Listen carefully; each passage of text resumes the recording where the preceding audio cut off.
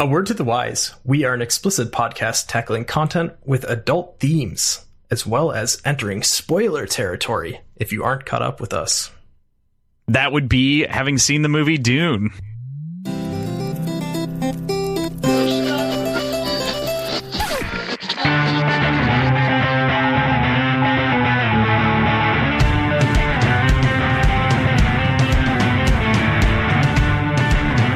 Hey there, this is Cross. And I'm PJ.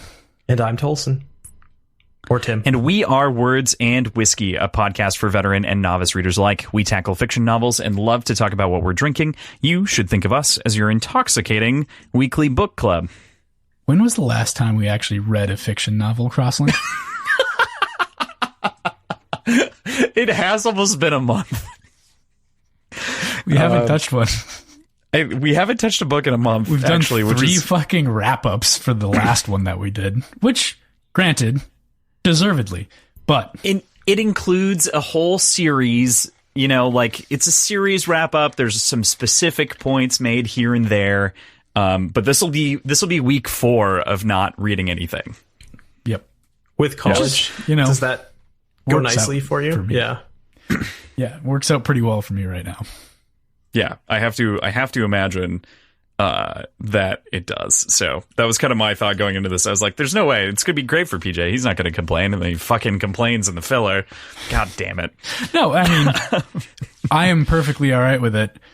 Right before this episode, I sent Crossland a text message of my schedule for the next 4 days broken out to the 15-minute marks with basically 6 or less hours of sleep per day scheduled.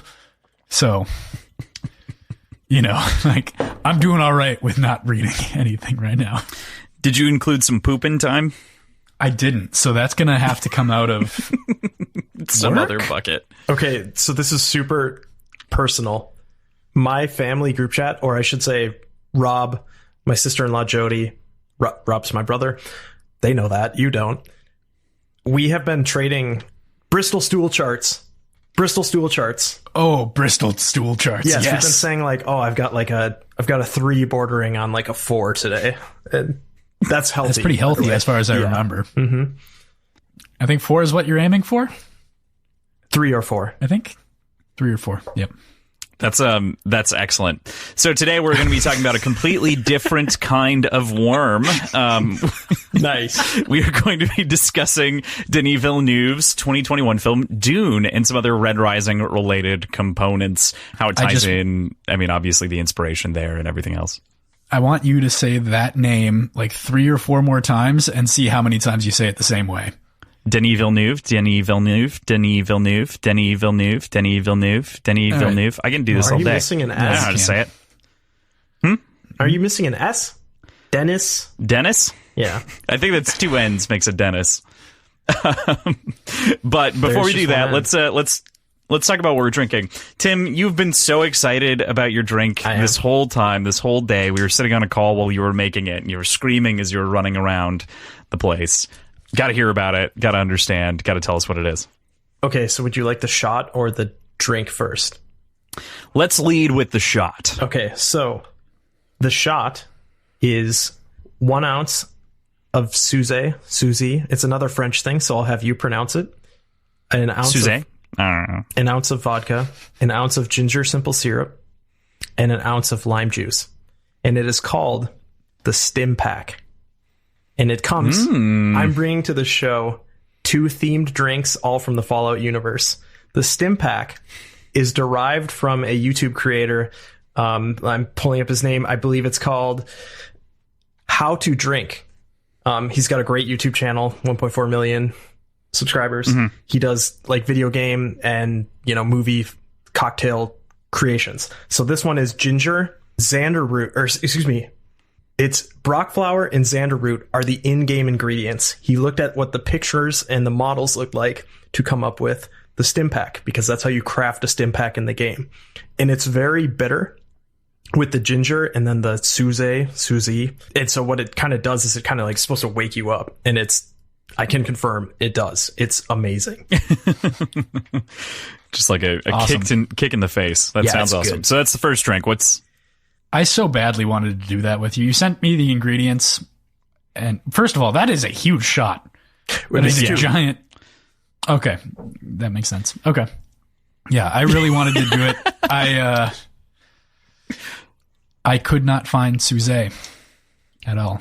Yeah, so. It's like a bitters liqueur. I should look up what it is. You would know what it would be, the ingredient, but maybe that's not important right now. But it's a type of like root. It's like a found in nature drink thing. I don't know.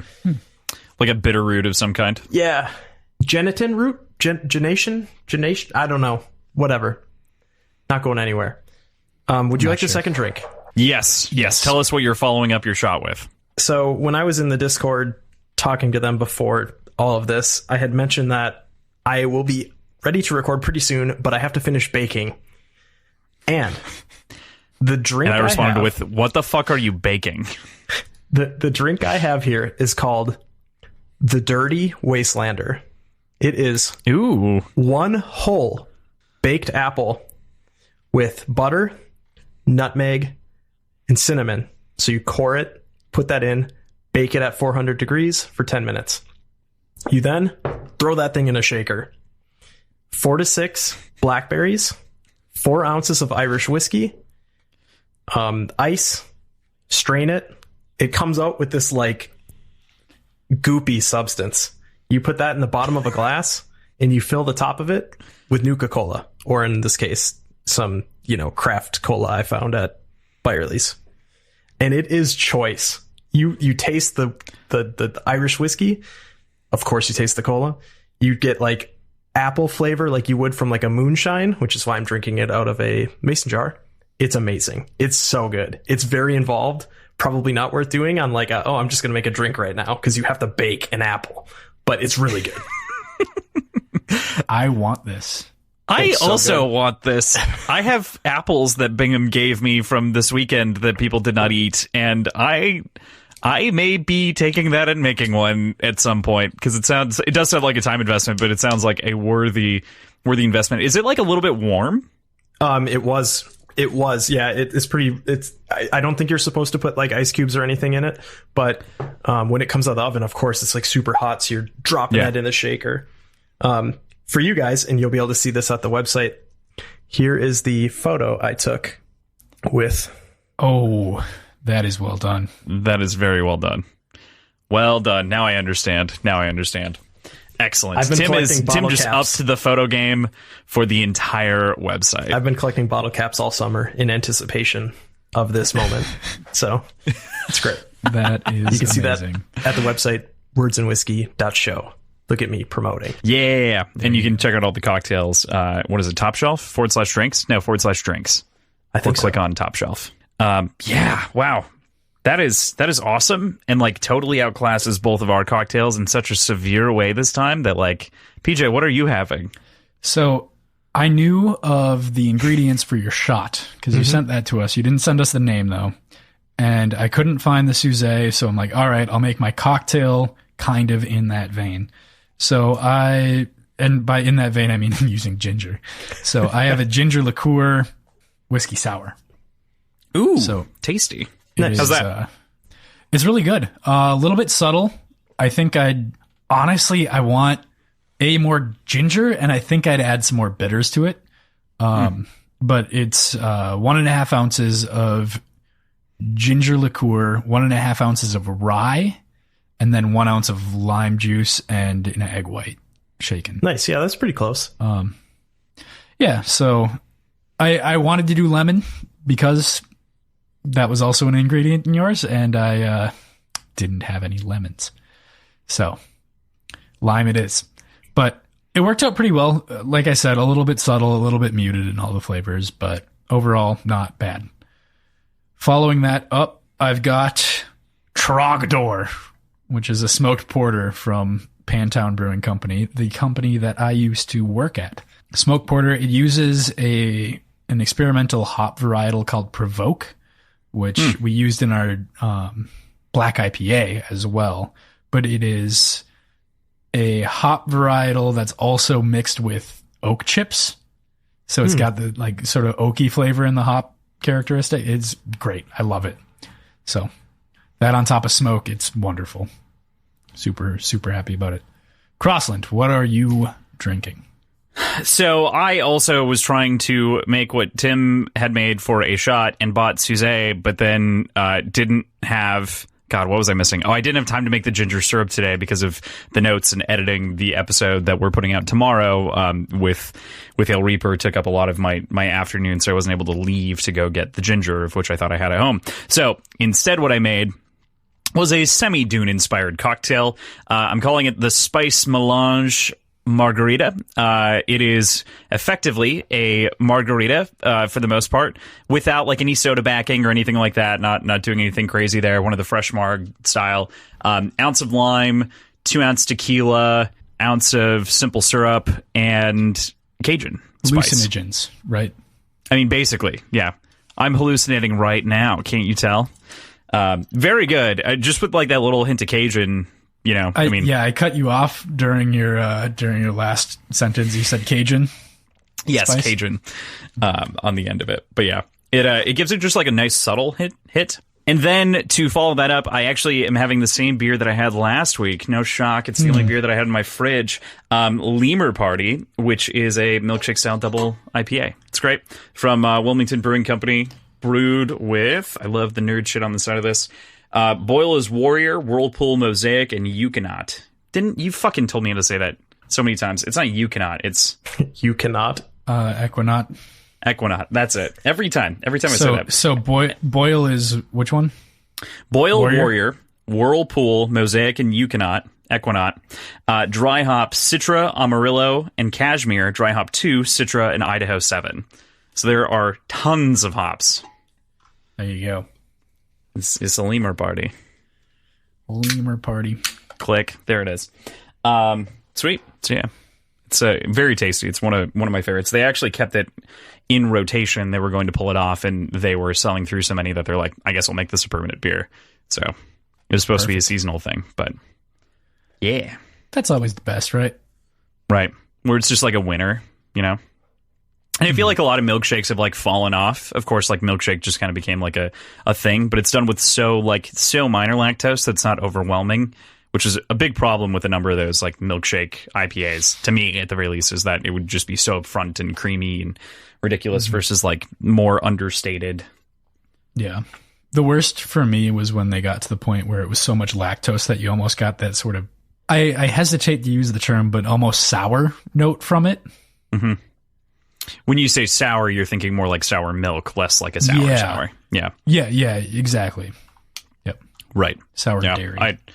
I feel that. All right. Mm-hmm. So with that, let's talk about Dune. Hey. So before we get into the movie proper, I kind of wanted to field this question a little bit out there. First, like how we came upon Dune and how, you know, how we first experienced Dune, you know, obviously reading it, had seen the other movies, seen the old movies, played the games, maybe, etc. How do we all arrive at Dune for the first time? Yeah, I can go first. So I'll tell it slightly out of order. At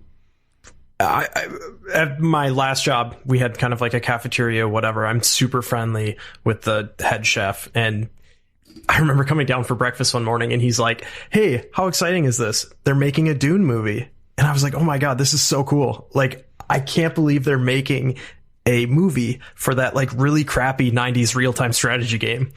And he just like looked at me with the like biggest blank stare.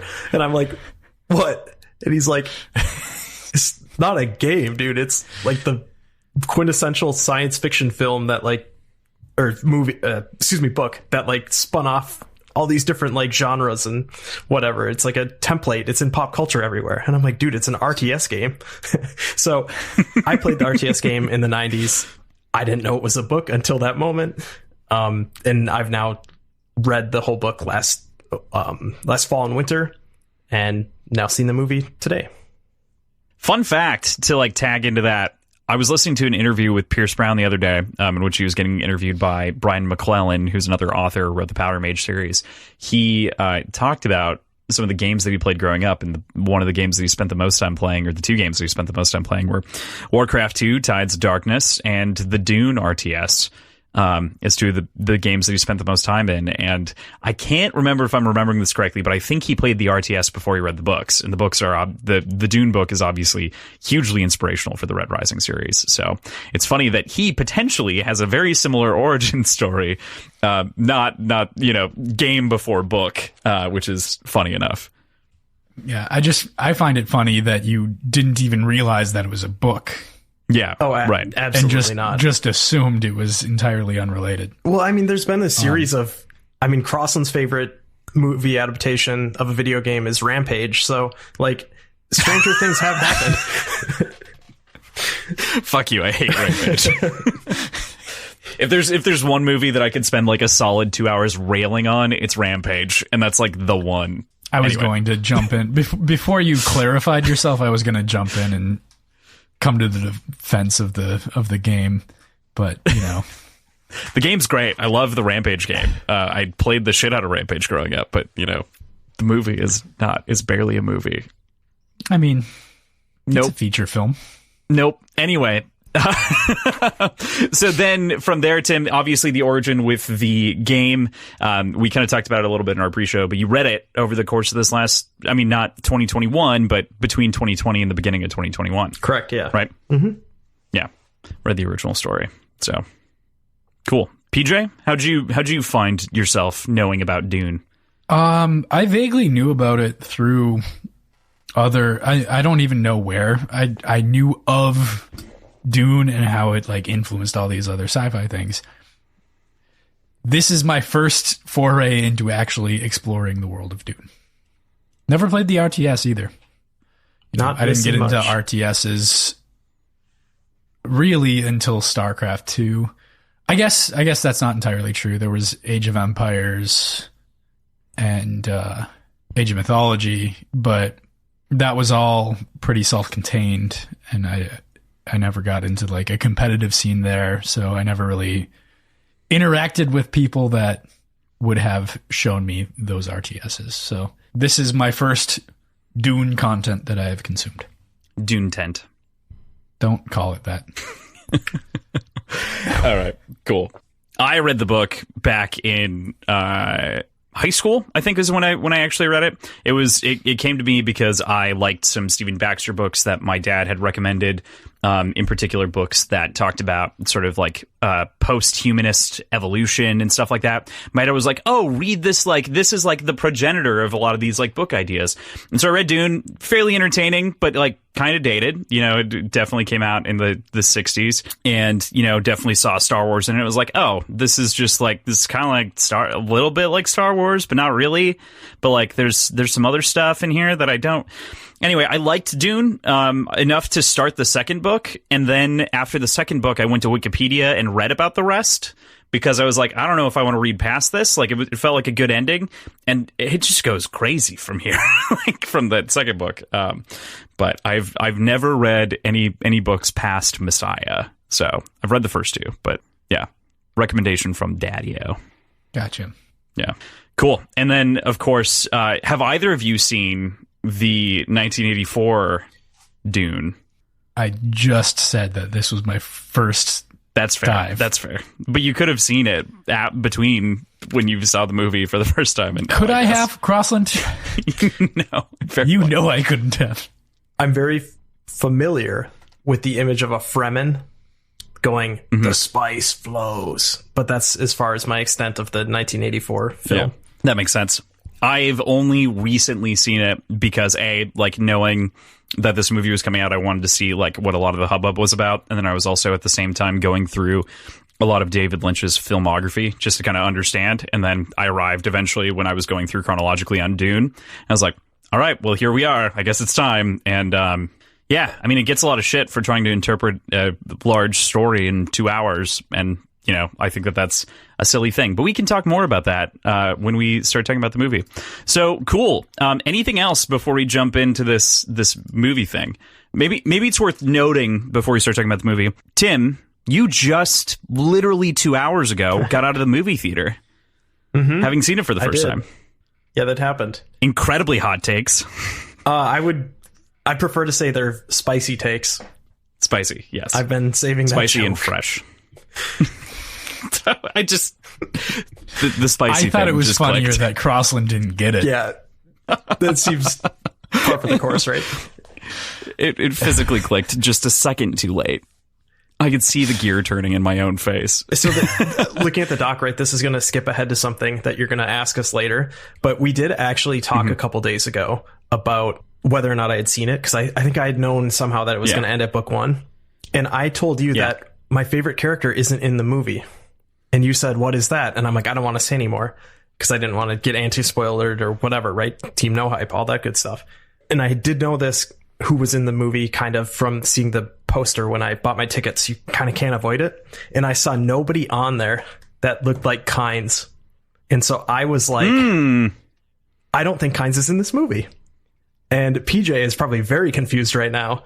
But like, my biggest thing when I was watching this movie was I was like, where the hell's Kynes? Where the hell's Kynes? And then when Kynes shows up, and Kynes is a male character in the book, PJ, female character in the movie.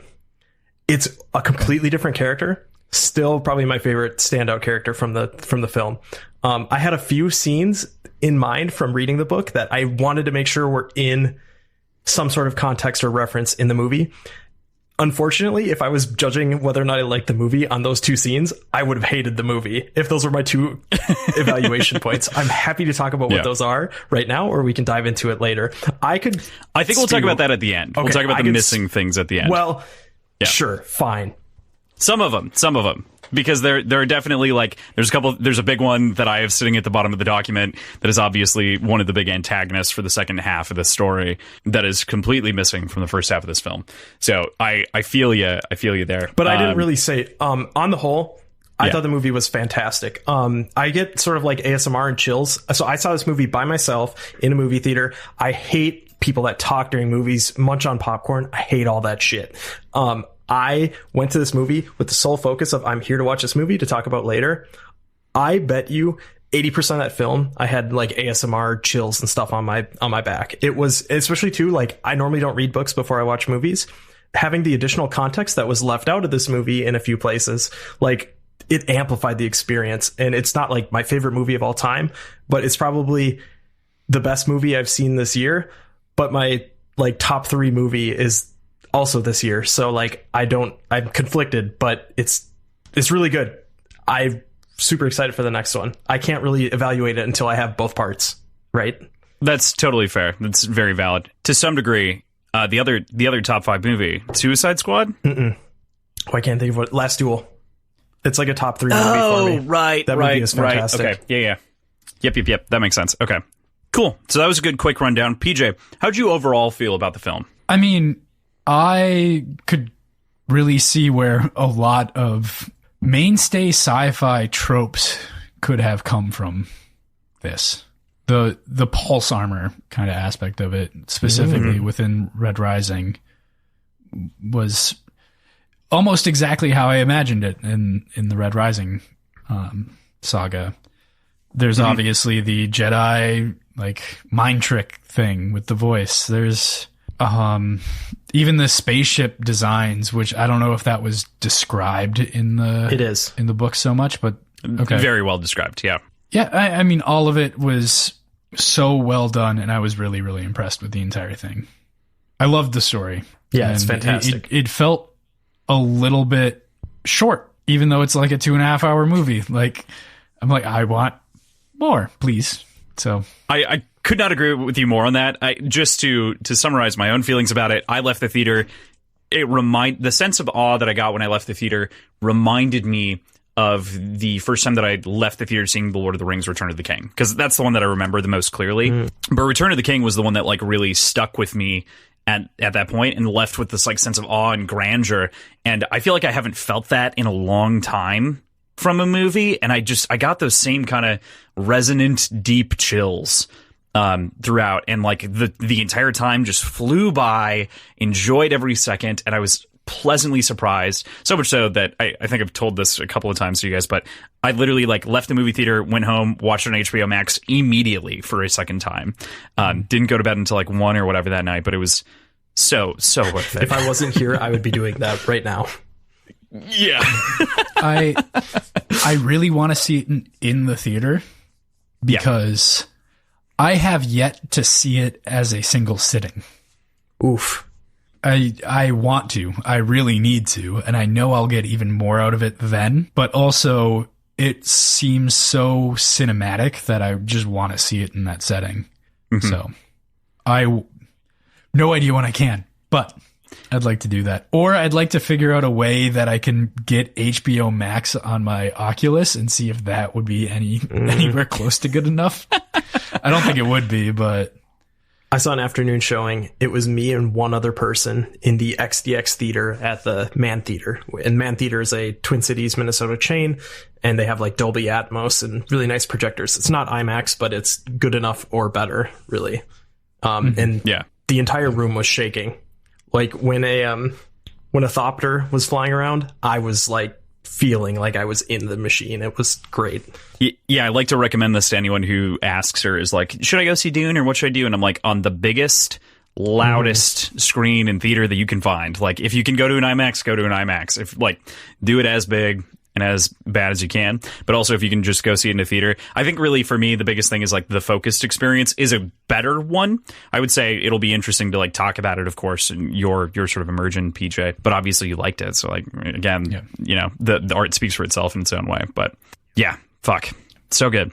All right. So I want to talk about specific things, of course. In this document, what we're going to do is we're going to kind of move through plot, but it's going to be a little bit meandering to varying degrees, and we'll let it kind of go where it goes. But got a number of prompts here to roll through. So before we kind of kick into that plot, talking about the movie, I kind of want to discuss your feelings on the cast, both like casting for the book itself and then cast and, you know, the role that they played in the film. You know, did you like how it was cast or recast or changes, adaptations? You know, obviously Tim will have a different impression than PJ will, based on the books and stuff. So. Can I have an impression? I mean, but you can have an impression on how you think they like fill the role. Okay, fair enough, I suppose. Yeah. Do you think they did a good job? Yeah. Yep. Were there any standouts to you, PJ? Any characters that were standouts as well? Jason Mimosa. As Crossland said, called him on accident before the show. Looks the most unattractive I think he ever has without any sort of facial hair, and like the angle that the camera looks at him in that scene. But isn't it great? It's great. Yeah. It's great, absolutely. But like he doesn't look good. He plays one of the most different characters in this movie than he does anywhere else. Like, this actually speaks to him as an actor more than a lot of his other roles have. For sure. 100%. Yeah. Yeah. He's still I mean, because it's just who he is and his physique, he is the rely on strength kind of guy. But he's deeper than that. So, yeah, I can see that. I don't know. I just thought it was kind of funny that, that like, I almost didn't recognize him. It was so jarring. When it first like shows him from that like weird upward angle of him without facial hair. Let's see. There are a couple of those. There's another one where he's like wearing the robe and you get like an interesting side shot on him and he just looks starkly different because of the way that it like pulls around him. I remember seeing that one and that one standing out to me as well. When he's fighting the Sardaukar and or before he's not the Sardaukar, when he's fighting to get to the Omnithopter in the Fall of Atreides or during the Fall of Atreides. Right. Fuck, why are you giving me these emotions right now? Oh. Paul, his actor. Yeah, Timothée Chalamet. Is really, really good. But also the makeup and the costuming and everything, it just adds to it. And he goes from being very well put together and very sophisticated to almost looking very, very childish in different scenes. And it's so well done. And I feel like each scene kind of plays to that well enough. Like his emotional state seems to match up with how he looks. That was something that stuck out to me, especially on my most recent kind of disjointed viewing.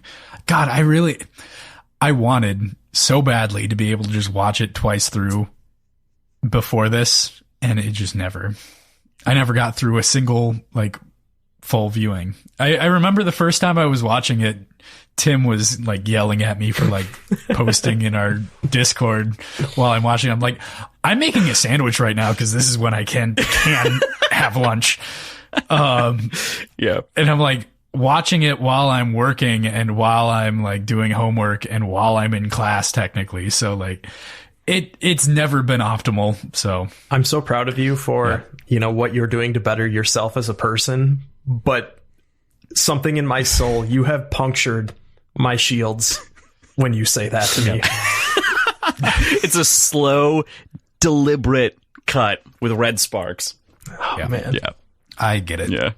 I understand. Tim, any standouts to you? Anyone that particularly? Okay, so I'm sorry, but I have to like basically run down this list. Like, so I saw the poster, right? I mentioned that before. I knew that I didn't see somebody that I thought would be Kynes, right? So I think like at the outset, I don't know the name of the actress, but the actress that played Kynes is phenomenal. Like I can imagine there's going to be some group of people that are going to be like, oh my God, they had to like add a female cast character, whatever. The essence of Kynes that I got out of reading the book is this character. You could very easily put an S in front of he or whatever in all of the Dune novel, and I would be like, yes, this is compatible. This works.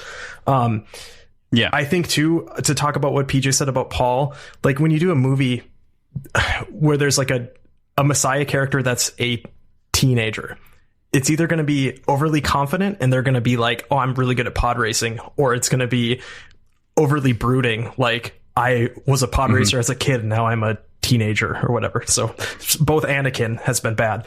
I thought that the adaptation is really good. Like I was super worried with reading the book. Sometimes the way that like the voice comes off is very corny, but every time it was done in this movie, it gave me chills. And it's like the acting combined with, everything, the special effects. Another one, Gurney Hallick, to me felt like, reading the book, if anyone's played Fable 3, you have a character companion that's kind of this old man at arms of your father's. And like, that's literally what Gurney Hallick is in the Dune novel. So when I saw Josh Brolin was Gurney Hallick, I didn't have a vision of who it should be, but I'm like, oh my God, that's like totally him. And it's literally everyone. The only character that I had a stickling point with was Oscar Isaac as Duke Leto. I didn't think that he was, Leto was, I thought the face was right, but the voice was wrong.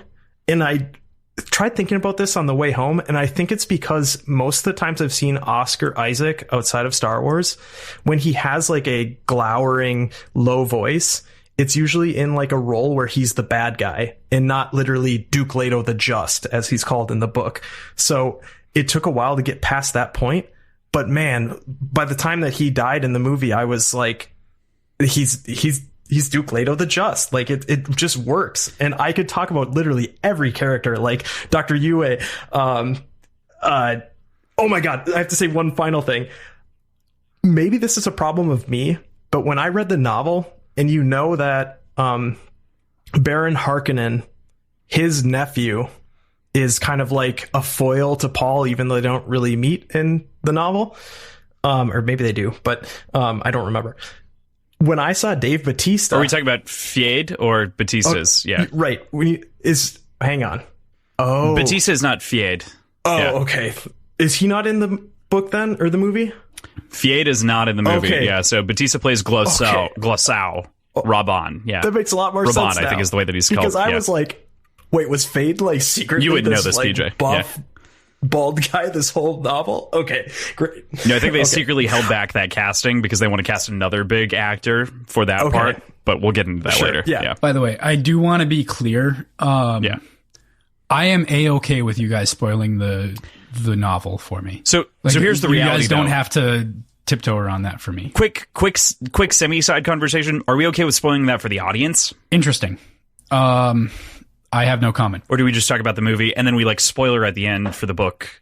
I think that's what we do. Yeah, let's do that. I think we call out spoilers. Okay. Sorry, all right. One more. I'm sorry. Yeah. I just saw this movie and I'm freaking out. The Mentat, Thufir Hawat, I didn't think he was rotund or whatnot reading the novel. Sure. The casting of him wearing, like, he looks like a Advanced Wars, like, imperialist. Yeah, general. Like, it's amazing, and it so fits the character. Are we talking about Stewart? Are we talking about Stewart from Devs? Yes, we are talking about Stewart from Devs. Yeah, yeah. This whole movie, the casting, like, it's so top billed or something. How did they do this? But everyone is right. Everyone is right. That's enough. I think Denis Villeneuve puts out a casting announcement and everyone's like, me, please, me, can I do it? And then everyone was like, he was like, all right, so you and you and you and you. It's just so good. Lady Jessica, so my too. standouts. It's so good. Sorry. My standouts that I'll for sure mention, my two favorite performances, if I just had to like pull two out of a hat, Stellan Skarsgård as the Baron is incredible because he is, in the book, he's a pretty like cookie cutter evil. Like he's fairly cookie cutter, you know, guy in the background being an asshole. And Baron Hart, like Stellan Skarsgård adds a menace to that character that is perfect. It is vile, it's despicable. The way like his back cracks when like the thing kicks in and picks up his fat ass, like because he's he's like 600 pounds, PJ. So he's like a fucking, and obviously it depicts him as a very heavy dude in a fat suit, but like he is hefty. Yeah. So question about that. I know at one point in this document you mentioned levitation. Well, levitating. Yeah. Yeah, so I genuinely couldn't tell if it meant for him to look like he was levitating or if it meant to look like he had just weird, super crazy, long, spindly legs. But I think that that's actually part of the cool factor of that character because it creates some terror that you like don't know, and he is like that vile. I think it's both because he has some sort of mechanism in his back that they show multiple times. It's like down his spine. So I expect it's a bit of levitation because they have levitation chairs and lamps. But when he's walking across that table, there's definitely something there. It's not just a cloak. It seems like it's clacking. Yeah, it does seem like there might be something underneath, which also is strange because of this like hand spider thing that's in the room, which is also not in the books, but seems to be something else that's related to the books. So maybe we'll talk about that at the end. So Stellan Skarsgård as Baron was great, and my second favorite was my favorite character portrayal was Rebecca Ferguson as Lady Jessica was fucking perfect. Like, could not imagine better. Broke down so emotionally inside of all of those scenes and felt real genuine. Like she was actually like melting and dying and crying and all those different moments. Yeah, fuck. There's the cast breakdown. But I think we got just about everyone. Whew. Yeah. I mean, yeah, David Dastmalchian as Peter DeVries too did a great job. We'll talk about the Mentats a bit later in general. Javier Bardem as Stilgar. Oh yeah, I've got a whole thing about Stilgar that I want to go into for sure. Yeah, very exciting to have that casting in advance of the next story too, because just fantastic. So, you know, I found it very interesting, and this is maybe a meta question that we might even get into again at the end. But at the very beginning of the movie, before anything rolls, before the legendary title credits roll, before anything goes, the first words are in Sardaukar: "Dreams are messages from the deep." Right? You get that like deep rumbling to kick the whole movie off. Do we think that that's something tonal, or is that hinting? I mean, you're asking, so it's hinting. Hinting? PJ, how do you feel about it? I mean, I think it's entirely foreshadowing. Like, we get so many dreams. I don't know how else to view it, you know? Sure. I just found it interesting, and maybe this is more of a book conversation in that way too, because it's in Sardaukar. It's in the Emperor's like home planet, his soldiers' language, which is what's maybe the strangest part of it, because if you would assume that potentially, and you don't assume this at the very beginning of the movie, of course, because you wouldn't really know, especially going in completely blind like you are, PJ, which is why how I'm trying to approach this. You wouldn't know what language, you wouldn't know the importance of what language right off the bat. So it feels almost like a tonal thing. Intentionally like a tonal thing to kick off the movie, but the choice to make it a Sardaukarian thing is, I think, a good one, but it leaves that question still of like, are you just doing this for tonal reasons, or are you doing this for other reasons? It does feel like a thesis statement though at the beginning of the movie. Yeah, I couldn't really tell you my initial thoughts. I didn't put a whole lot of thought to it right away on my first viewing, and I guess that kind of spoils the virgin. No, all that I was saying is like, you've seen it one time, PJ's seen it once, I've seen it 6 times, so like I am festering from rewatches at this point. I've seen it a couple times. I just haven't seen it in a single sitting yet. One of the things that we should jump into here too, and obviously it's prevalent throughout the entire film because, again, it's a Villeneuve, but there are a ton of very striking visuals throughout which, is definitely a specialty of our director and his choice cinematographer. But I'm curious as to any favorites that stand out for you. I mean, there's obviously the sweeping landscape shots, Arrakis, kind of going from the sands to the giant wall to the just sprawling, dense city. That was a fun reveal, I guess. Along with knowing that wall is not only protection from the worms, but also just protection from the environment in general. I liked that. I liked the desert cinematography of looking through binoculars and zooming in on... It was a little bit corny at times, but zooming in on the worm coming through, but real enough and well enough done. It's very Jaws-like as well. You don't really see the worm until the end, which is interesting. Yeah. I got strange, like, StarCraft vibes off of it for some reason. Just not even the content, not even... Yeah, there's that. But the dialogue... The dialogue felt very, how would I describe it? Not NPC, but yeah, like... But like less the Western dialogue of StarCraft, some of the StarCraft 2, more like almost, the formal... I get the Manx impression, from a lot of that. I think I'm going a little bit even more, or less specific than that. It felt almost tutorial-like. Hey, look at this. Oh, look, here's a problem. The anchor's not working. What are you gonna do? Like, that's the kind of vibe that I got off of it. When like the Spice Harvester is going. Yeah. Yeah. Okay. Yeah. That makes sense. I don't know why that like came from the visuals thing, but I was just thinking about it. It makes sense. It's like a tutorial. It should land here, and then it inflates. There's like that whole scene where they showed inflating for the first time, so that you understand what's going to happen later, and it's reminiscent of that. Yeah. I feel that. So, while PJ focused on like grand vistas and kind of the visual of the worm and stuff, I am going to take this slightly different and kind of talk a bit about like the technology and like the ships and whatnot, and or be really specific on one thing and then draw a parallel to another act of pivotal sci-fi. So, the Thopter is probably my favorite thing, because when I would read the book, I had in my mind this idea of, if you like go to Google and you search Victorian ideas of space flight or like flight in general, you're going to see a man in a wicker basket and some down feathers, and he's just going to be like flopping his arms up and down.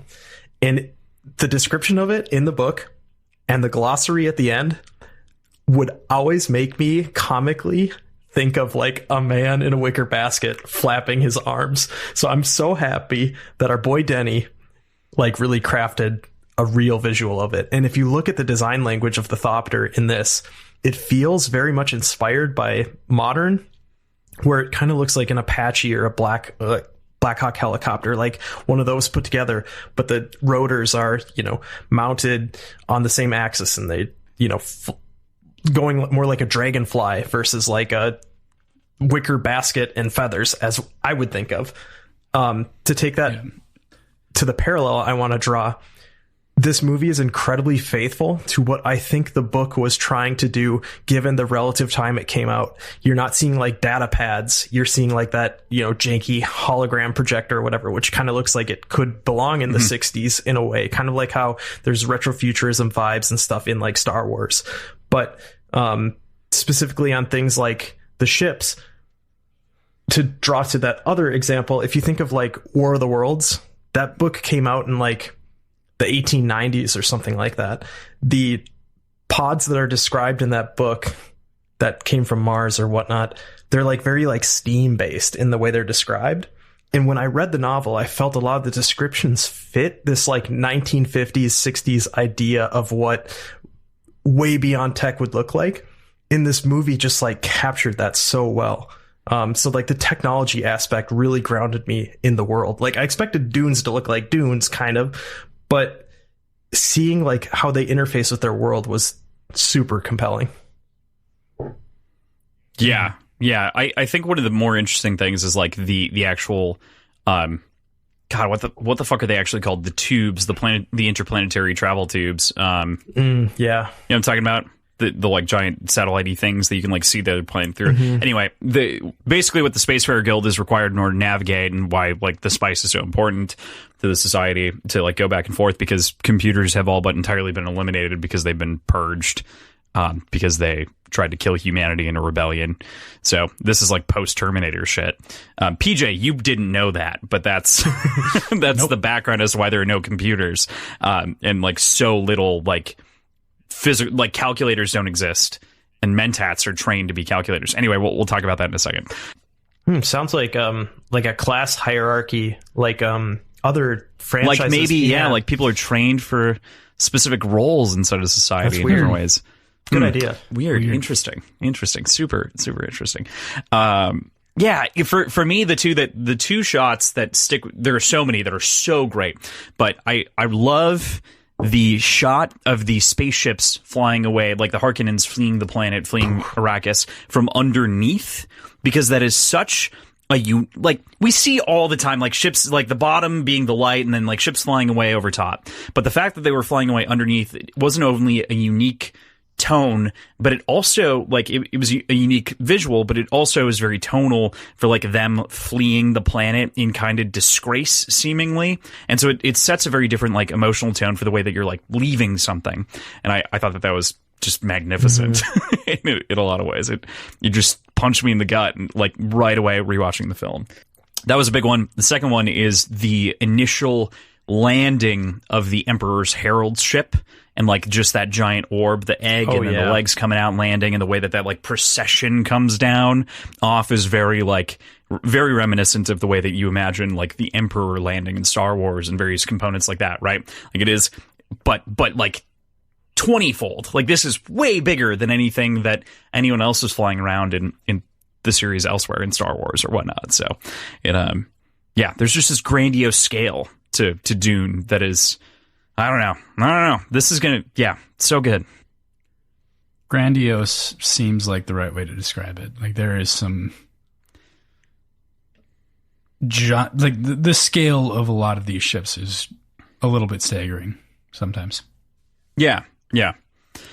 And another one that definitely struck me as like a visual comparison too, and one that definitely has story ramifications, but the spice harvesters that are used by the Harkonnens versus the spice harvesters that are used by the Atreides family in those two different moments are very different, like astonishingly different. I'm curious, PJ, what you think about the harvesters. I mean, there's a comment made about the equipment left by the Harkonnens and it just being like the shittiest like equipment that they had. So I'm assuming that was the reason, like the sort of round circular harvesters were the newer models, so to speak, and these were the broken down old shitty ones. And that would kind of help reason out the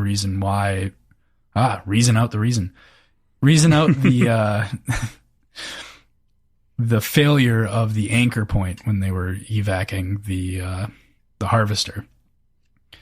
Just shitty old equipment that is not useful anymore.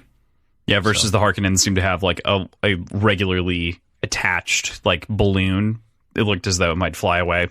Like the rest of their ships, it kind of seemed like it had a perpetual balloon attached to it, so that it could like lift off the ground with that like orange light underneath when the Freemen are attacking, and it launches out the missiles and whatnot. So, yeah. Yeah. Tim, thoughts on... Yeah, I thought it was pretty great. The way they scrape, I like how it kind of left in agricultural pattern, like when you plant or plow a field, and it looks very much like it has a row system. I thought that was kind of interesting. I think their catch mechanism to pick them up and fly them away, that whole thing where it was unable to take it away, and then it, that's when our heroes came in and rescued people. That was really interesting, but I don't really have much to add other than it looks kind of what I thought it would look like. But I did imagine them to be more like drilling platforms than scraping the surface. like an oil drilling platform kind of thing. But it's neither here nor there. I'm happy with it. Yeah, it's an adaptation, so some things will spin and some things will change. And that's also how I feel about like the Harkonnen ones, is they appear more like an oil drilling platform because they appear to be a much bigger mechanism, right? Versus what Atreides is left with, to PJ's point.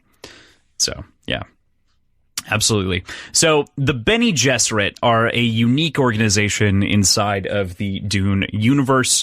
They seem to have some mystical powers. They're into preserving a bloodline for a savior someplace down the road. Kardash,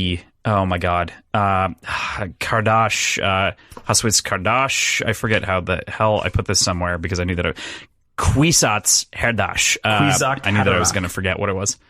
Haderach. Yeah, that's it. Thank you. But yeah, so the Bene Gesserit are a very unique organization inside of this universe. What, PJ, again, leading the impression with you because you're going in kind of blind to this movie. What'd you think? I'm still left a little bit in the dark about them. Like they're clearly mysterious, and they a lot more questions than answers at the end of all of this. But we know from this film, as far as what I know about them, they are almost exclusively women, or are exclusively women. Bene Gesserit are only women, with the exception of Paul, who is trained in their ways, but isn't one of them yet, correct? So, exclusively women. As far as we know. Right. As far as you know. Entirely women. Their powers, the powers involved with them seem to be innate, but need to be trained out of them, or trained into them, I guess. So, something they are, birthright, kind of, they mentioned birthright, and I think that's what they're talking about, clearly. They carry sway politically wherever they are. The matriarch or the witch or whatever we want to call her, she's referred to in a couple different ways, either is something other than human. Yeah. Mother Superior. I don't know if she's not human, but she refers to Paul as young human, which tells me then that there are intelligent non-human beings that are involved, or are at least prominently a part of this world, which we don't really get a whole lot of. We get that weird, like, creature thing, the hand thing. Yeah. Yep. But we don't really get any non-humans so much, other than the Baron, whatever we want to call him. He seems kind of just a big boy. He's a big Baron's boy, just a big boy. I don't know. I could see him being something other than human, potentially. Yeah. But for the most part, that kind of sums it up. You know? Yeah. Like, we really don't know a lot about it. They're heavily involved in the story, but without a whole lot of information actually divulged. This is kind of a fun game for me, playing the two of you kind of against each other, right? Because I get to ask PJ the blind question and Tim the informed question, right? So Tim, the Bene Gesserit, how did you feel about the adaptation of them, and how did you feel about the portrayal? And I think they're both pretty close. I think the adaptation, I think you said superior mother, but isn't it like revered mother something? Whatever. There's a reverend mother, but it's mother. The reason I remember Mother Superior is because it's also the name of a lead character in the Coheed and Cambria universe, and it's directly stolen from Dune. Sure. Yeah, that's the only reason that I know that. I actually don't know if I have a very good answer for that on how well the Bene Gesserit are adapted. I thought the box scene was really good with the Gunjabar.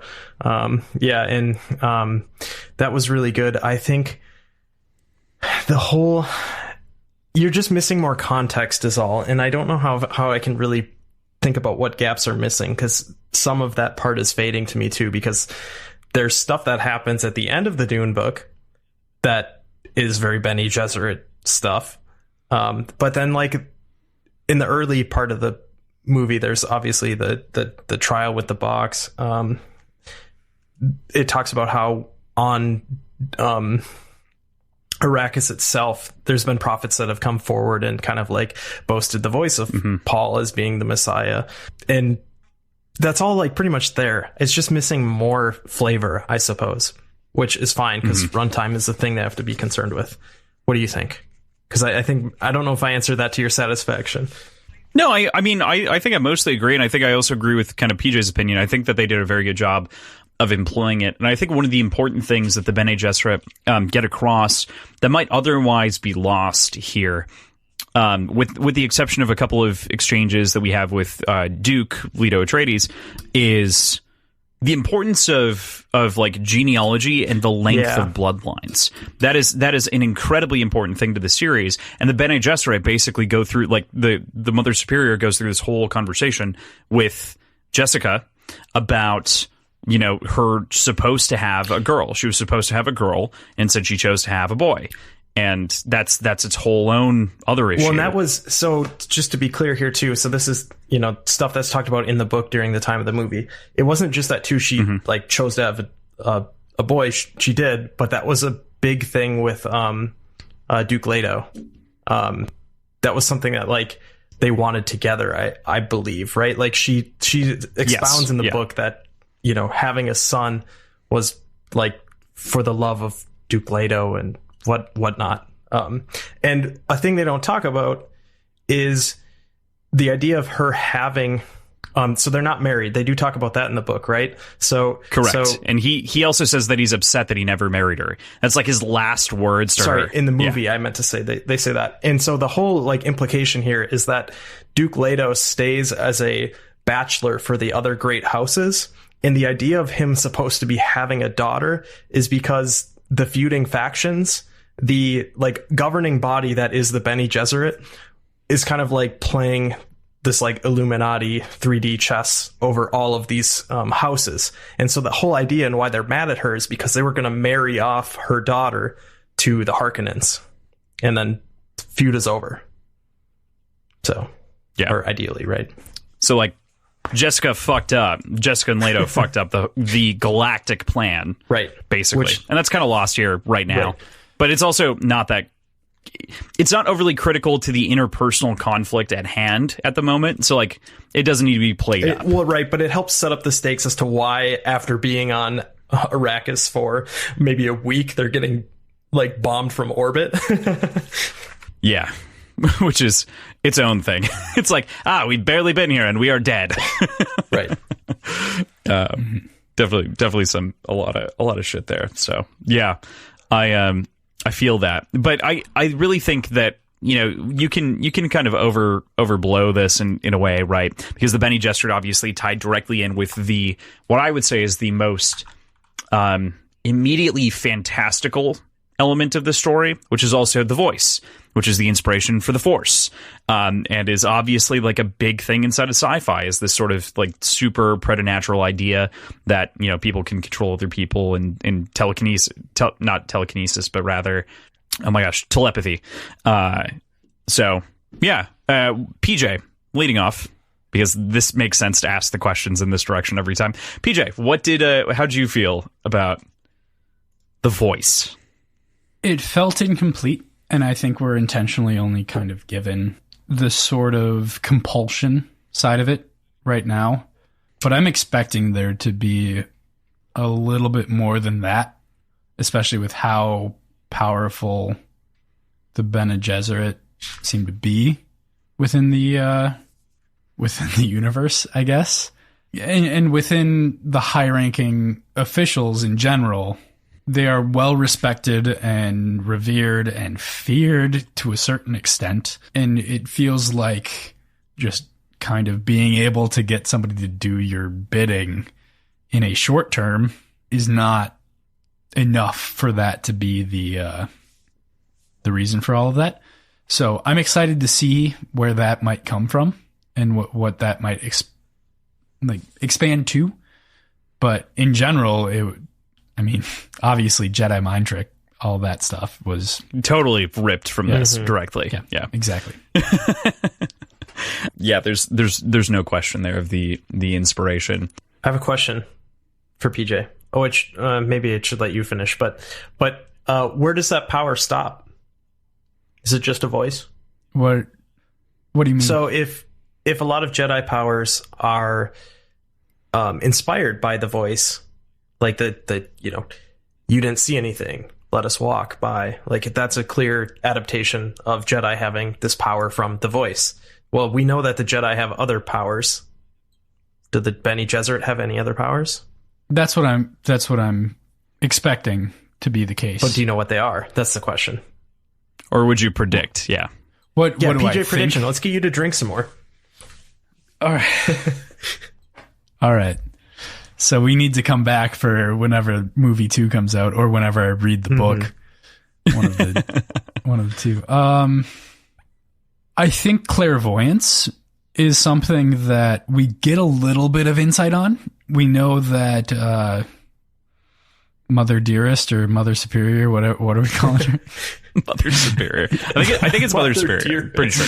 Are you sure that's not your mom? Mother Dearest, would you come and deliver the pasta for me, Mother Dearest? Mother. We know that she knows about Paul's dreams. Mm-hmm. We don't know why or how. It's not clear if Jessica divulges that or if she just knows through clairvoyance. I'm willing to bet that she just knows. What about and that's part of the extension of that. Yep. Do they have like airbender shit? Can they like force push? Can they lift sand? Can they do anything like that, or is it all mental? Where do you think it ends? Like essentially telekinesis. Okay. Is that what you're kind of getting at? He's proposing, do you think it could be telekinesis potentially, or like could they generate lightning? Could they where do you think the limit is on this power? That's what I'm trying to that find you don't out. know a whole lot about? I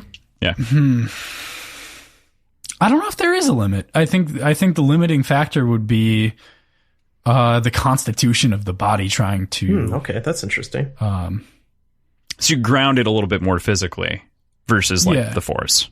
Yeah, I mean, there's whatever strength or whatever metric the sort. How would I describe it? The person trying to conjure these abilities need to be trained and need to be strong enough in some sort of way, whether that's physically or mentally or whatever.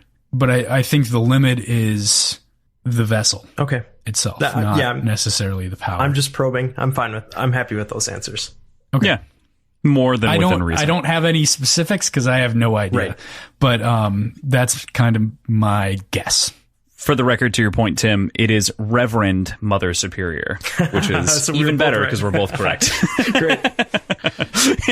Mr. Dr. Reverend Mother Superior. Basically. So it is literally all of what we were saying. That title is bullshit because I used to have doctor on my fucking credit card, so it's... Oh, man, yeah. Why did you get rid of that? It's so fucking embarrassing. I went to lunch with one of my coworkers who actually has a PhD in astrophysics, and like I paid because it's my turn, and he goes, "Oh, doctor, huh?" And I'm like, "Am I getting like severely gatekept right now?" And I was, rightly so. Like I don't like gatekeeping, but I mean, I had stolen valor for PhD on my fucking credit card, which for the audience to know, I wasn't trying to get like free miles on whatever. I literally was getting a new card, and I was like, oh, I'm going to get like my favorite NHL team on the card. And like, she's like, oh, okay, cool. And puts me on hold.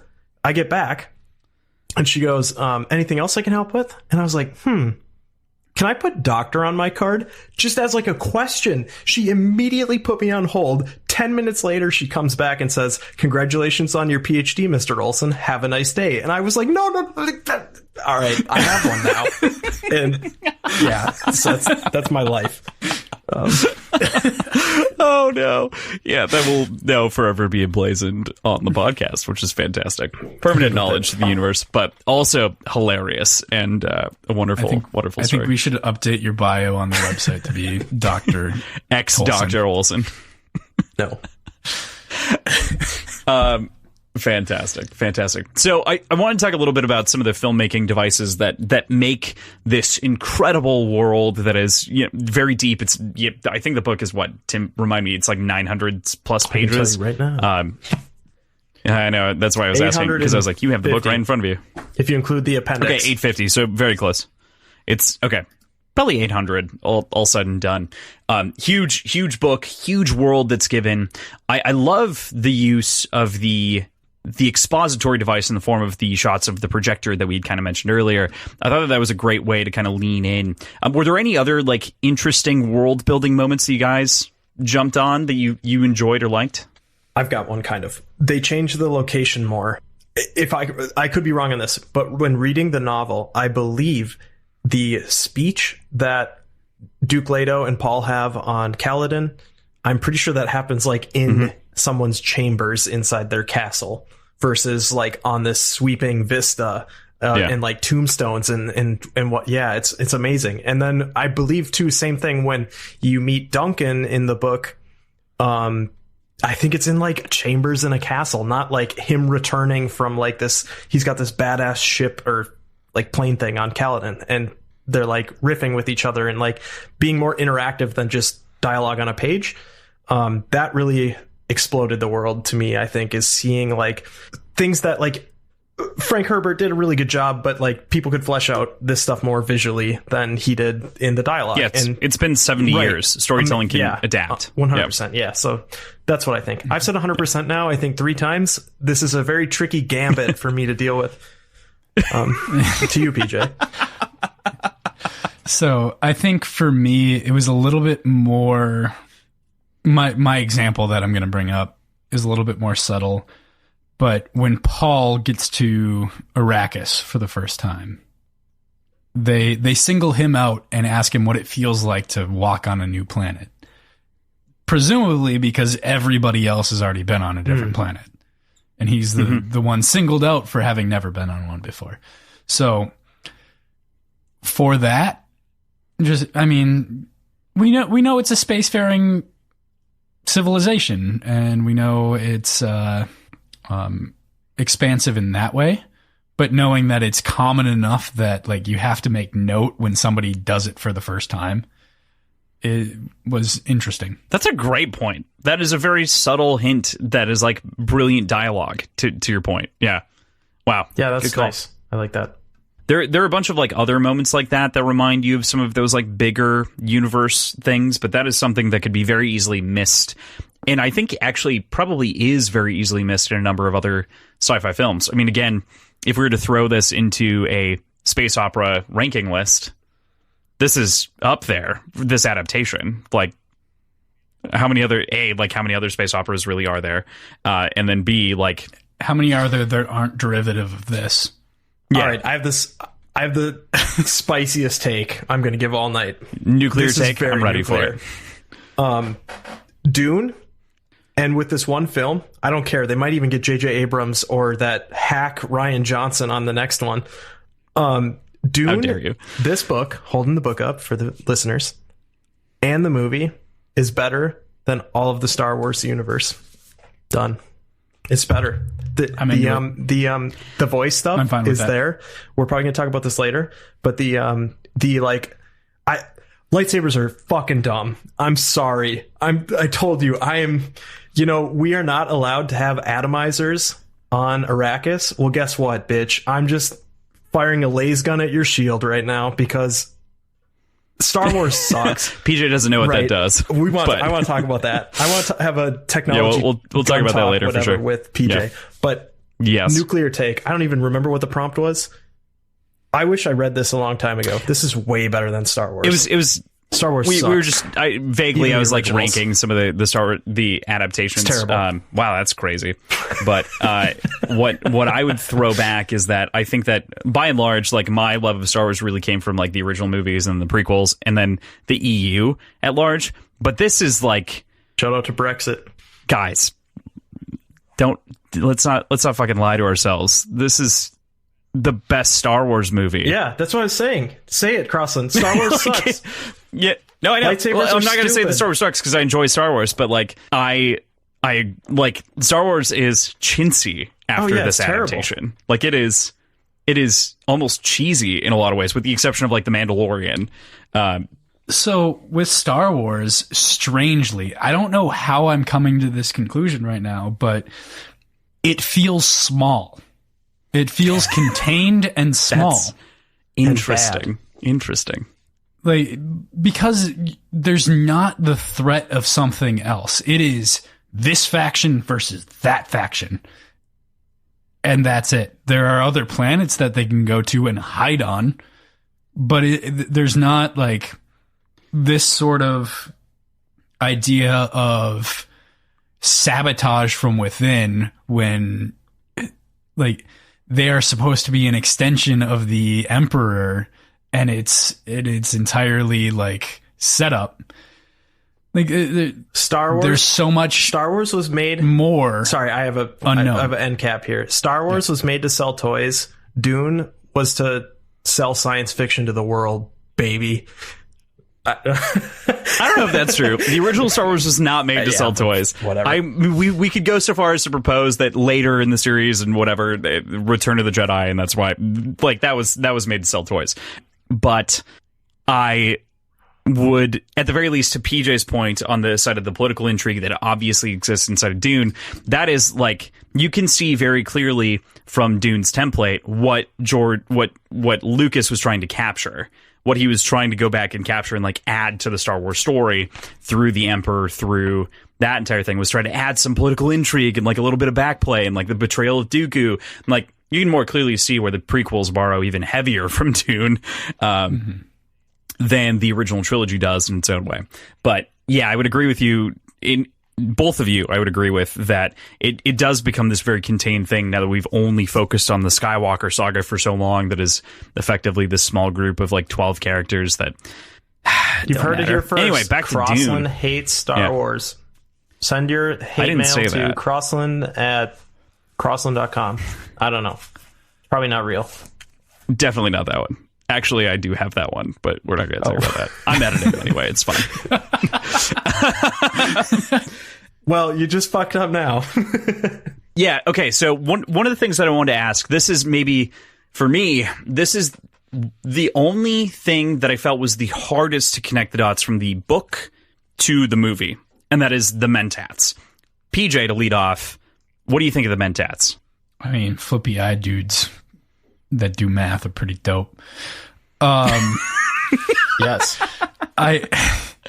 Flippy-eyed math dudes. Get that much more than that.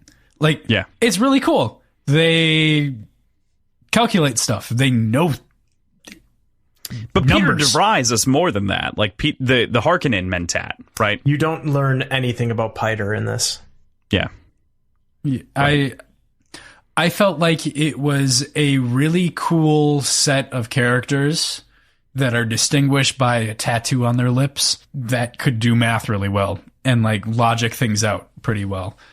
Assuming that they're essentially the replacement for computers makes sense to an extent. They still seem, it seems like some sort of computational device would still be better than a person. But honestly, I don't feel like we got enough of them for me to really have a clear take on them in general as a people. And that's why I ask, because I think that, you know, Tim, what do you think of the Mentats portrayal here? I kind of said that when PJ started talking about, or you brought up Piter. I don't think like you get enough of him at all in this movie. PJ, do you even know who that is? Okay, so remember the scene with the it's a later prompt in the docs. I don't want to talk about it, but the like jam field, right? That they're talking with. They send the little creepy spider hands thing away. Piter is there, and the adaptation of him is fantastic too. It's like this bald, kind of tiny man. But Piter is a Mentat. He's Harkonnen's Mentat, but he's also a master assassin. So this whole plan that UA goes on is conspired by Piter. And like, so they are just machines, but they're like a Red Rising trope. It's like a class of humans that are like genetically engineered to be society's computers. Imagine like a blue and a white combined is the way that I think about Mentats for the most part. Like so the ritualistic aspect of the white and like maybe like the blue and the kind of plugged in nature. I was thinking the Bene Gesserit as white. Yeah, that Kinda, yeah. Like, what would they be other than that? I don't know if they think they're blues either.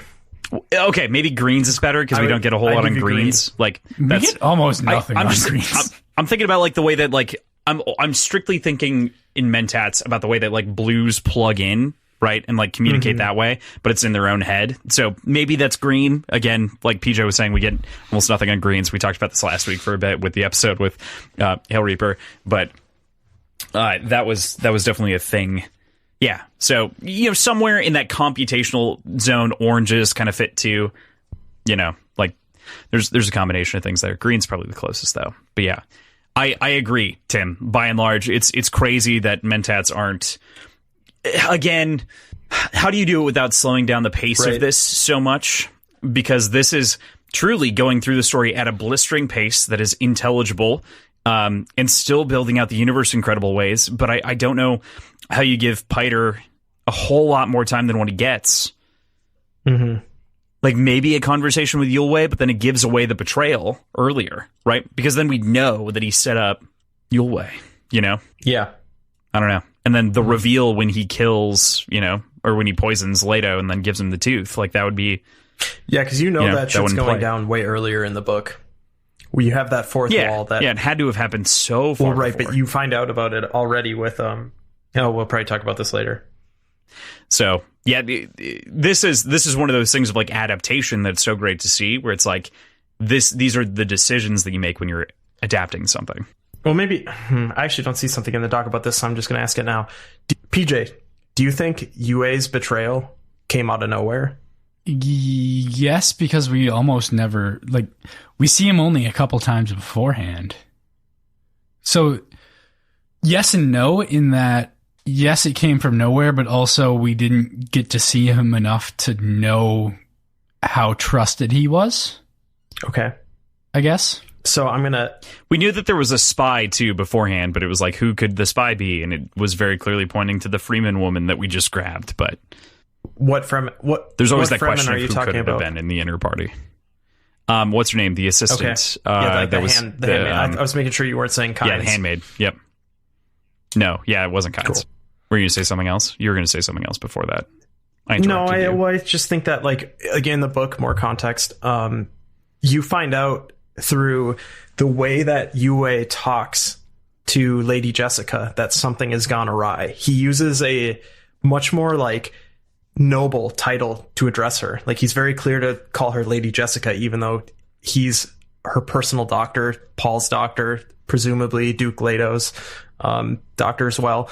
And so then she tells him, no, you've been here long enough. Like, please just call me like Jessica. Don't stop the formalities. And like, you can see that he's trying to work his way into the inner circle to end up doing what he did. I felt, knowing that context, when it became night and I see Duke Leto walking around his chamber and there's that dead person who is unnamed in the movie but named in the book, I'm like, wait, this is happening right now? Shouldn't there be a dinner party? But, whatever, right? Pacing. Yeah, they had to condense a couple things down, but yeah. I would imagine if there is ever an extended cut of this movie, that dinner party will exist. Very specifically 100%. I feel like that's a very easy inclusion to like just tuck in to like pull back to that moment. I think that makes a lot of sense. I don't think that you need to add a ton more context. Yeah. Anyway, PJ doesn't understand. That's okay. Part of the reason that I really enjoyed this adaptation is the military aesthetic that's used throughout this film. It's so dramatically different than its most obvious comparison, that of Star Wars, but the rest of them, I mean, even Lord of the Rings like has a sense of fantasy and drama, but the chants that are used here, the way that they charge in these scenes, all of it to me, I don't know, hit different, maybe especially after reading Red Rising and like having this experience of the saga now behind me. Like this imagination, I can perfectly paint the picture of the way that I think of the like Pegasus Legion, and I can think about all of these different conflicts that seemed untenable in a larger way that I'd never been able to consider before. Now seeing Dune on screen, like stormtroopers in a line is stormtroopers in a line. Like they're like regular soldiers for the most part, but a bunch of sword wielding sci-fi badasses. I don't know. The House Atreides chant fucks me up intense. Every time. I get chills. Yeah. Yeah, it was grand. It reminded me simultaneously of something like Red Rising and something like historical, like ancient wars. I'd watched Gladiator the week before this too, so there was that was like riding in my brain because of Last Duel and everything else. So it was right there in my psyche. Yeah. And I compared the two of those, and I was like, yeah, definitely makes sense. Like the scale is there, but I don't know, something about that house chant and everything else just got me going. Yeah, there was also sort of invocations of the Unsullied. Ooh, yeah. From Game of Thrones in a certain way. I don't know. It was grand. I guess that's the best way to put it. It was grand and uniform and well put together, which, as you mentioned in the question, is not something you really get from Star Wars, all in all. Yeah, I mean, the only times you really do are when it's like the Emperor or like Darth Vader coming off of like there are very few occasions where you're seeing hundreds of thousands of stormtroopers, being presented in stand-up military fashion. Like you mentioned, the stormtroopers are kind of different. It doesn't feel as big when they're clones, And they're not necessarily all clones, but are they? Or are they? No, they're not clones. They're not. Yeah. Clones also have a very different name inside of this universe. Okay. Not that that's important, but, it's a thing. Fair. Yeah. Yeah. But yes, clones, they are not clones in that they're in the exact same outfit and look exactly the same. Like it feels less. It has less weight and feels cheaper, I guess, when they all look identical. That makes sense. I don't know how to describe that.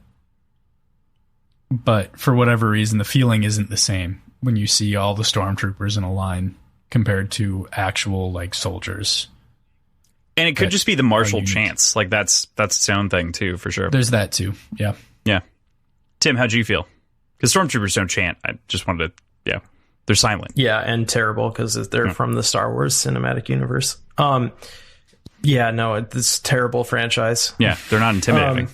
I didn't know this would be what I do, but I'm here for it.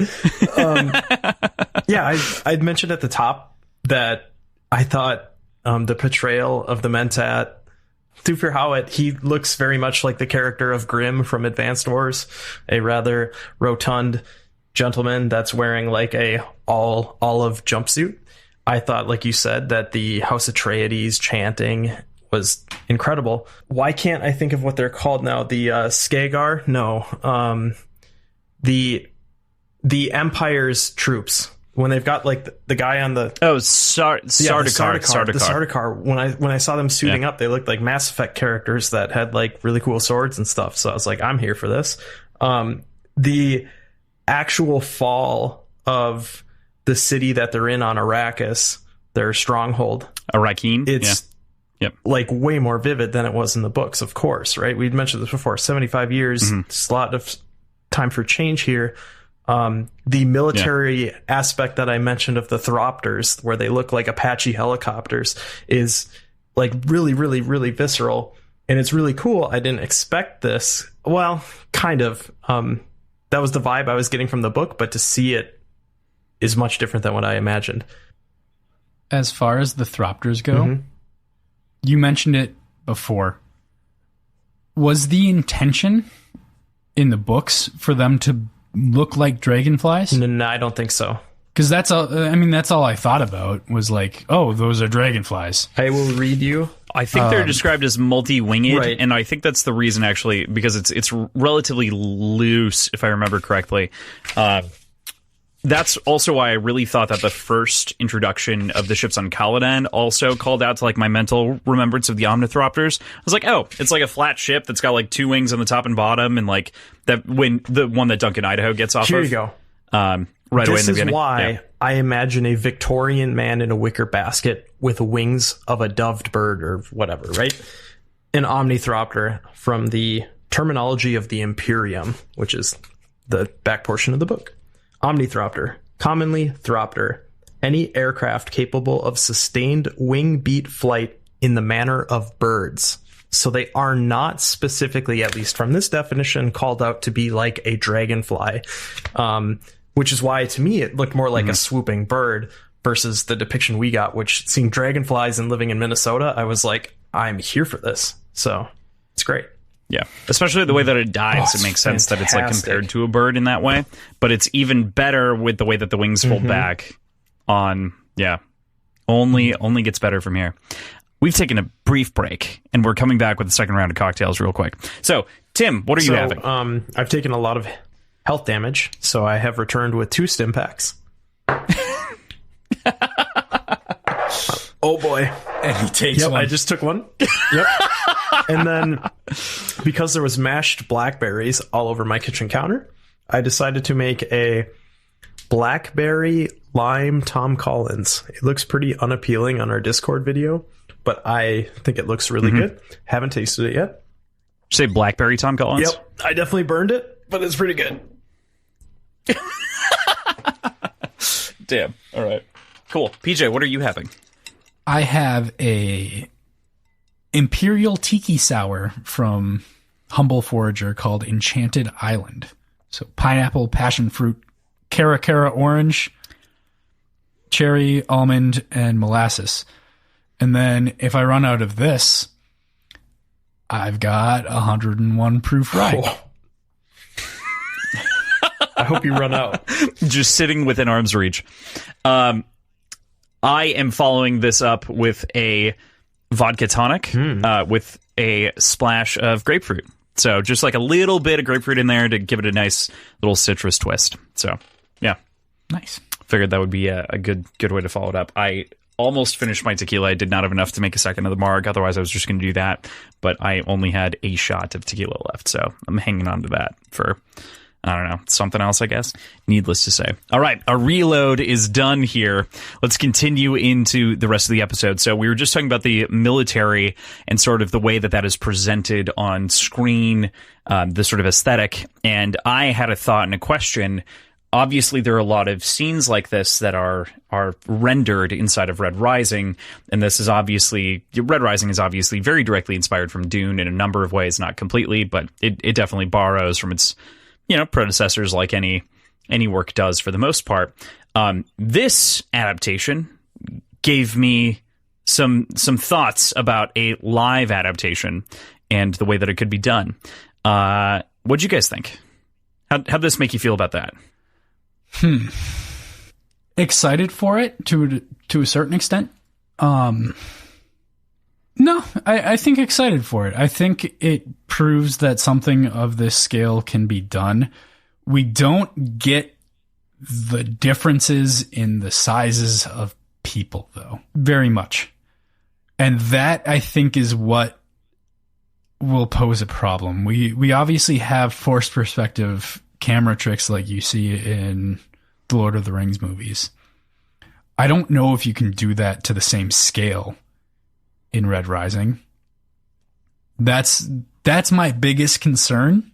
Gold's being bigger than me and Red's being, either way, having an entire group of people my size interacting with like smaller groups of people, like, it's going to be a little bit more difficult to cast, or they're going to have to do a lot of forced perspective stuff. Sure. Okay. Tim? I'm drunk. But the question, yes, welcome. Welcome to the show. This is what we do. Well, after we took our intermission, a little behind the curtain stuff, I went downstairs and I'm like, I'm going to make a couple cocktails. I got downstairs and I'm like, you're making one.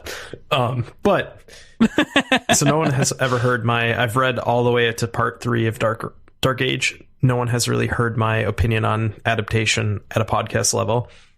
I don't think it can be done live action. I've kind of stood by that for a while. I also do not want anime or like cartoon style. What I do want is a sort of play on the, Star Wars is really bad, but Clone Wars is pretty good.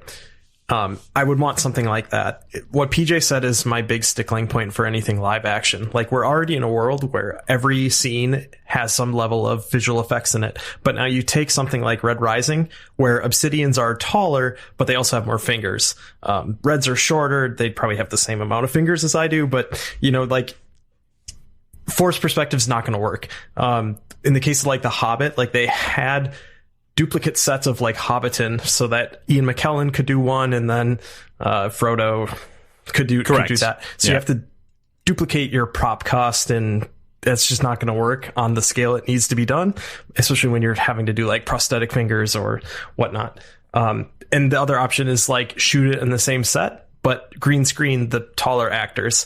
And like literally what I just said almost made Ian McKellen quit acting in the middle of the production of the original Hobbit. So yes, this does make me go, oh, cool. Like, this is a really good adaptation.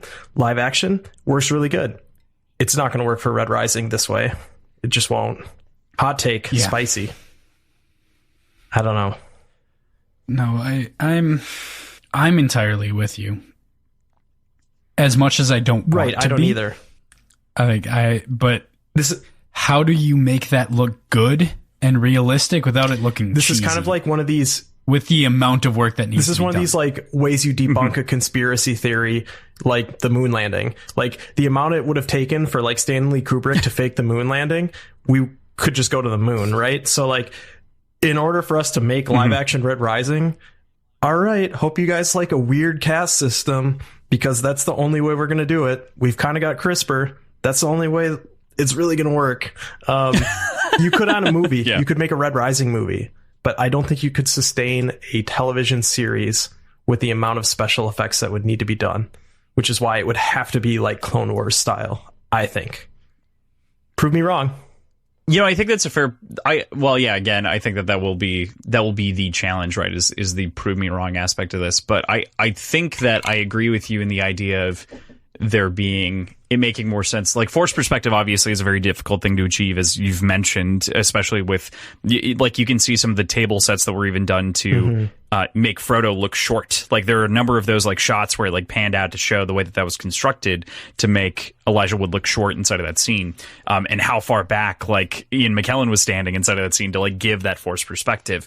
And there's a ton of work that needs to be done there. There's some other tricks that would get you a certain distance, but then I don't think would get you across the finish line, right? And that is the hard part. I would say that this makes all of that feel a little bit more hopeful between this and like the Wheel of Time adaptation and a couple of other things. Make it feel more likely, but I do think that what we've mentioned here poses the biggest problem of the series, and the rest of it isn't so bad anymore. And I think the rest of it can mostly be adjusted for with technology or adaptation. But I do feel like one of the biggest things to overcome is a combination of everyone on screen is going to have to look the same, because golds all look the same. Like, all the colors are very uniform for the most part, which is their own issue.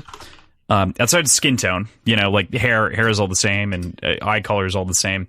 But then on top of that, like that's one of the biggest things, and then you add in some of the size divider. But I don't feel like the fingers of the Obsidian is that big of a deal. There's so many good hand prosthetics. Like, that's fairly average at this point. I would agree with size, though. Like, the hands feel like almost inconsequential. But I think the size where I is can a meet big you in deal. the middle. Like, Donald Trump is concerned about the size of the hands. How dare you? Okay. So I wanted to bring it up. PJ, what'd you? Yeah. So with that, let's jump back in. So I love the use of sign language. I can't remember exactly or precisely what it's called inside of the book right now. But the way that kind of the signals pass between the family and the way that they're kind of talking to the guards, it shows kind of some of that inter-house familiarity, and really actually builds out the world, I think, in a really nice way. And it gives a lot of complexity. We have a later character who's deaf, and so the sign language that's hidden is important, and then the voice is important. It plants a couple of different Chekhov's guns over the course of the story that pay off, I think, by the end pretty well. What do we think of the adaptation and seeing the... it's obviously not like actual like ASL or anything like that, but it is... sign language. Yeah, what do we it think? is a fully developed language. It was actually made by the same guy who wrote Dothraki for Game of Thrones. Oh, interesting. It's a real language. Huh. When you say wrote by, do you mean the person who adapted it for screen, or do you mean the person the who guy actually who made the Dothraki language? You still didn't answer my question. So the person who made it so that it was on screen, or the person who put it in the books, like who interpreted it for the books, or I don't know. Okay, because like one is different. That like I think it makes sense in the way that it was adapted. That makes sense to me. Whereas a consistent language that he created through hand signals, in the same way that he might create a vocal. Yeah, that makes sense. Because he could have done both. It was in the 60s, and he could have been there for R.R. Martin's, languages in the 80s, 90s. So maybe. Yeah, that was not. my question. Okay, fine. It's a very niche job. It could have worked out. It could have been the same. It could have, I mean... Do you have another question, sir? But what do we think of the languages? Like, what do you think of the presentation on screen and everything else? I would like to know if the languages that are practiced by... not the sign language, I already know that's real. Are the other languages real? But I do like them. I found myself happy to be reading the subtitles, especially on the Thopter, when, Lady Jessica's signing, that one's the deaf one, or whatever it was, which was super metal, because it's like, oh, okay, so use the voice to kill that guy, because he's not going to know. Yeah, it's, I appreciated how subtle the sign language itself was. Like, it was intentionally created to be a subtle form of communication as opposed to just a nonverbal one. Yeah. Like, every single hand motion was very, very slight and subtle and can be done essentially hiding it behind your back leg.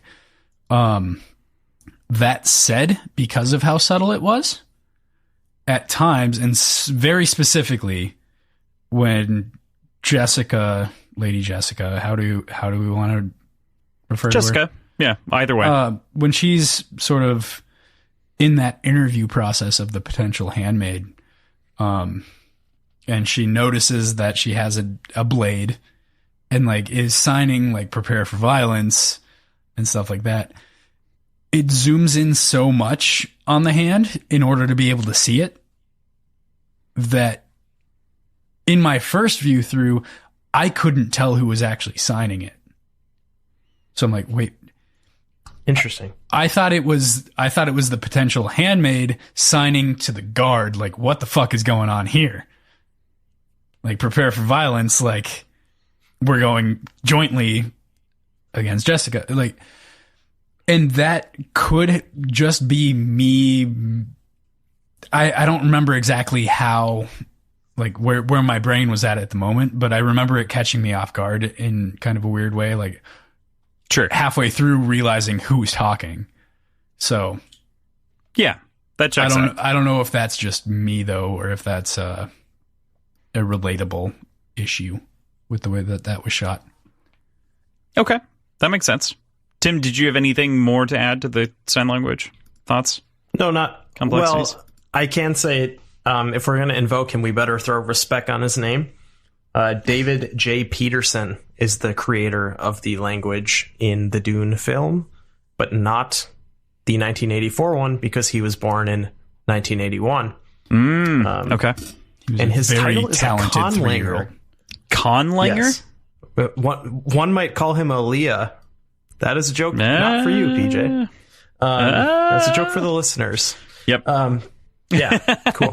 PJ has a thumbs down, and he's taking a drink because he doesn't understand what's going on, which is not a rule, but it should be. The sign language is in Dune. Yeah. The Sardaukar language spoken, House Atreides sign language, the Fremen sign language, and the Fremen language. Wow. Did it all. 4 languages, effectively, for a movie. That's pretty crazy. That's absolutely insane. Awesome. And, like, very critical. The way, like, Sardaukar, like, chant comes out is, oh, my God. It's great. Ugh. Move. The throat singing. Definitely a whole thing. Yeah. Was that throat singing, or was it a didgeridoo? No, it was the throat. didgeridoo. It was throat. It was the dude talking. I don't. In actuality, it might have been a didgeridoo. Like, I assumed it was a didgeridoo. Let's back up. It may have been a didgeridoo in reality. However, it was the impression was given that it was him talking and like throat singing that way, right? Okay. Like he's saying it, and that's the way that it sounds. However, it was very likely a didgeridoo. I'm like, if you ever wanted to run for office, might I say your ability to backpedal is phenomenal. That's exactly what I meant to say. Like, let's understand that I did not mean to say those things. I did not. Anyway, PJ, I'm not going to Bill Clinton myself. It depends what your definition of is. It's not what I was going to... It's not what I meant. All that I meant was, like... Did you let her blow you?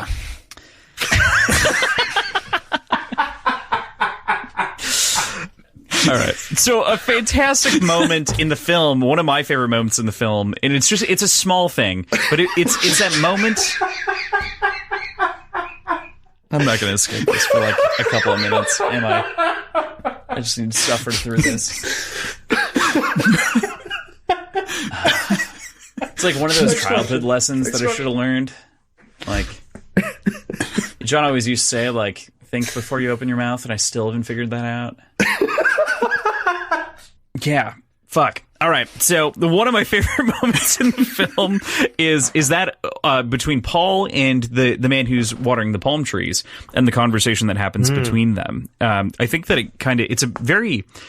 For a movie that has a ton of plot going on and has some character moments tucked inside of that plot, I think that this moment is very revealing of Paul's character, right? This conversation with a person who is kind of preserving this thing is a matter of life and is kind of giving weight to the loss. Like, the water here could have preserved 100 men, but this is important because it maintains a dream is a very big thing, wherein Paul responds kind of immediately with the idea of, well, we should be pragmatic and save those lives.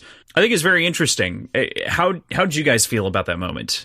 And sort of Paul's pragmatism. Does it say, he mentions that they're sacred? Does he mention who they're sacred to? Because we know these palm trees are from off-world. They're not native. So correct. Presumably whoever brought them would be who they're sacred to. Sacred because they represent a dream. That's why they're sacred. They represent a dream. That's why they're given this treatment, is because it's kind of thinking and like speaking to the idea that maybe one day Arrakis could be terraformed, but maybe, and that's more context from the book. But I'm just curious who actually holds that view, because I feel like if the leadership is saying, or at least Paul, in this moment he kind of represents the leadership. If he's saying let's save the people, and if the Iraqis would want to save themselves, or the people, or whoever. Iraqis.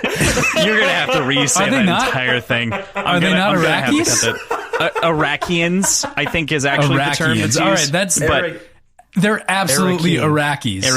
Arakeen is the name of the city. Are the people also referred to as the Arakeen? I think it's Arakan, like EAN. Not Iraqi, though. So backing up a second. The trees are sacred because they represent a dream of like terraforming the world. Okay. So I would be curious to see how many of the native people actually hold on to that view. Is PJ right? Did I just see that expression on your face as you went to go read the back of the book? And so I didn't see the answer in the glossary under the A's. But are we really this stupid? The people that live on Arrakis are called the Fremen.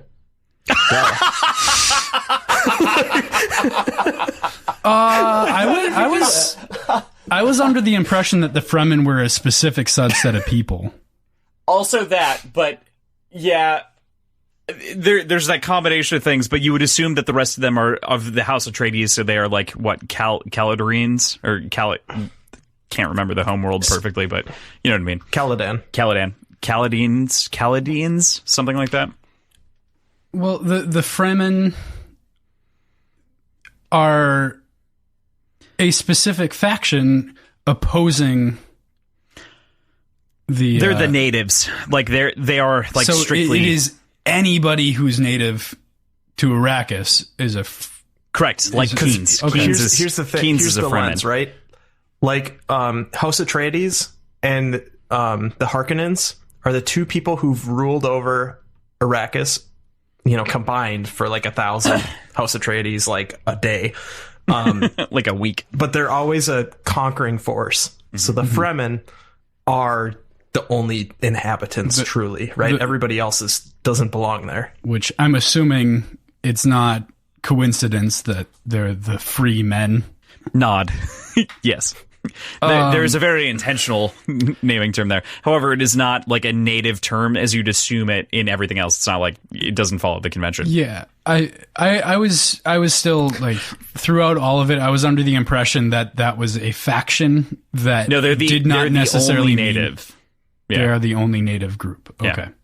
Right, because even the Harkonnens, and this would be your context inside the movie, PJ, the Harkonnens believe that there are only 50,000 of them on the planet, but there were millions after Duncan, Idaho, got to know them and understood the Sieches and whatnot. So, and that's why I assumed it wasn't the entire population of the natives on the planet, and rather a group of people that were opposing the conquering force. It's just more holistic than you would imagine. It's just more of a whole group. Yeah. So that's Iraqis. Neither Iraqis nor Arakaans. Which, part of me is wondering if I'm retconning this from a future book that doesn't make any sense, but I don't think I am. I think that it is literally Fremen. God, sometimes in that glossary, what is the definition of Fremen? By the way, I know Red Rising does this, but while I'm paging through this and finding it, a component to my adornment. That's a word now. It's in the back. Adoration. So it must be real. My adoration of this book came from going, what the fuck is a Thopter? And I scrolled to the end, and just out of curiosity, and I was like, oh, okay. Okay, I'm got reading it. this shit. Yeah. I'm not allowed to read those. It's true. I actually prevent PJ from reading them because it can spoil. I don't think there's any spoilers in here, which is nice. That is nice. The free tribes of Arrakis, dwellers of the desert, remnants of the Zensuni wanderers, sand pirates, according to the Imperial Dictionary. That does not sound like the entire population of the planet. It is, though. Yeah, it is. Is a unified culture. The other part of this that's hard to grasp from, it's not strictly listed from the movie, is that humanity has spread out across the universe over a period of 10,000. I think it's actually 15,000 years from where we are at on Earth right now, or Old Terra as it's called. The movie takes place, I would assume the book does in the same time, in the year 1091. Oh shit. 10191. But that's BG, I think, if I remember correctly. Okay. And there's there's a 5,000 year span. Well, kinda. That's there was a 100-year war basically that happened with the AI.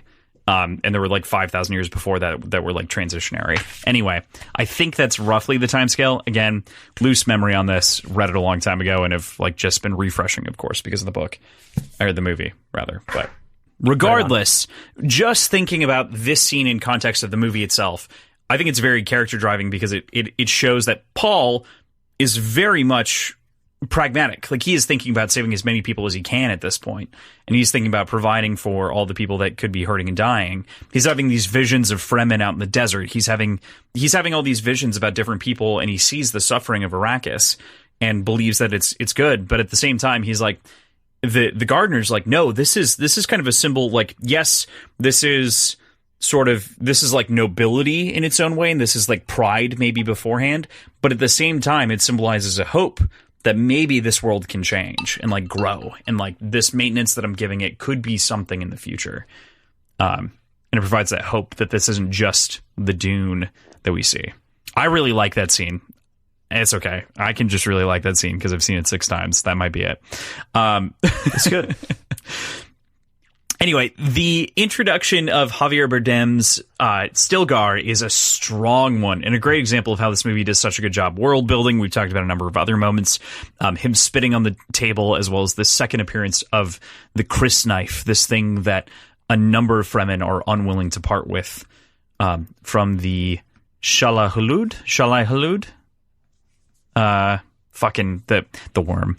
The worms. But what do we think?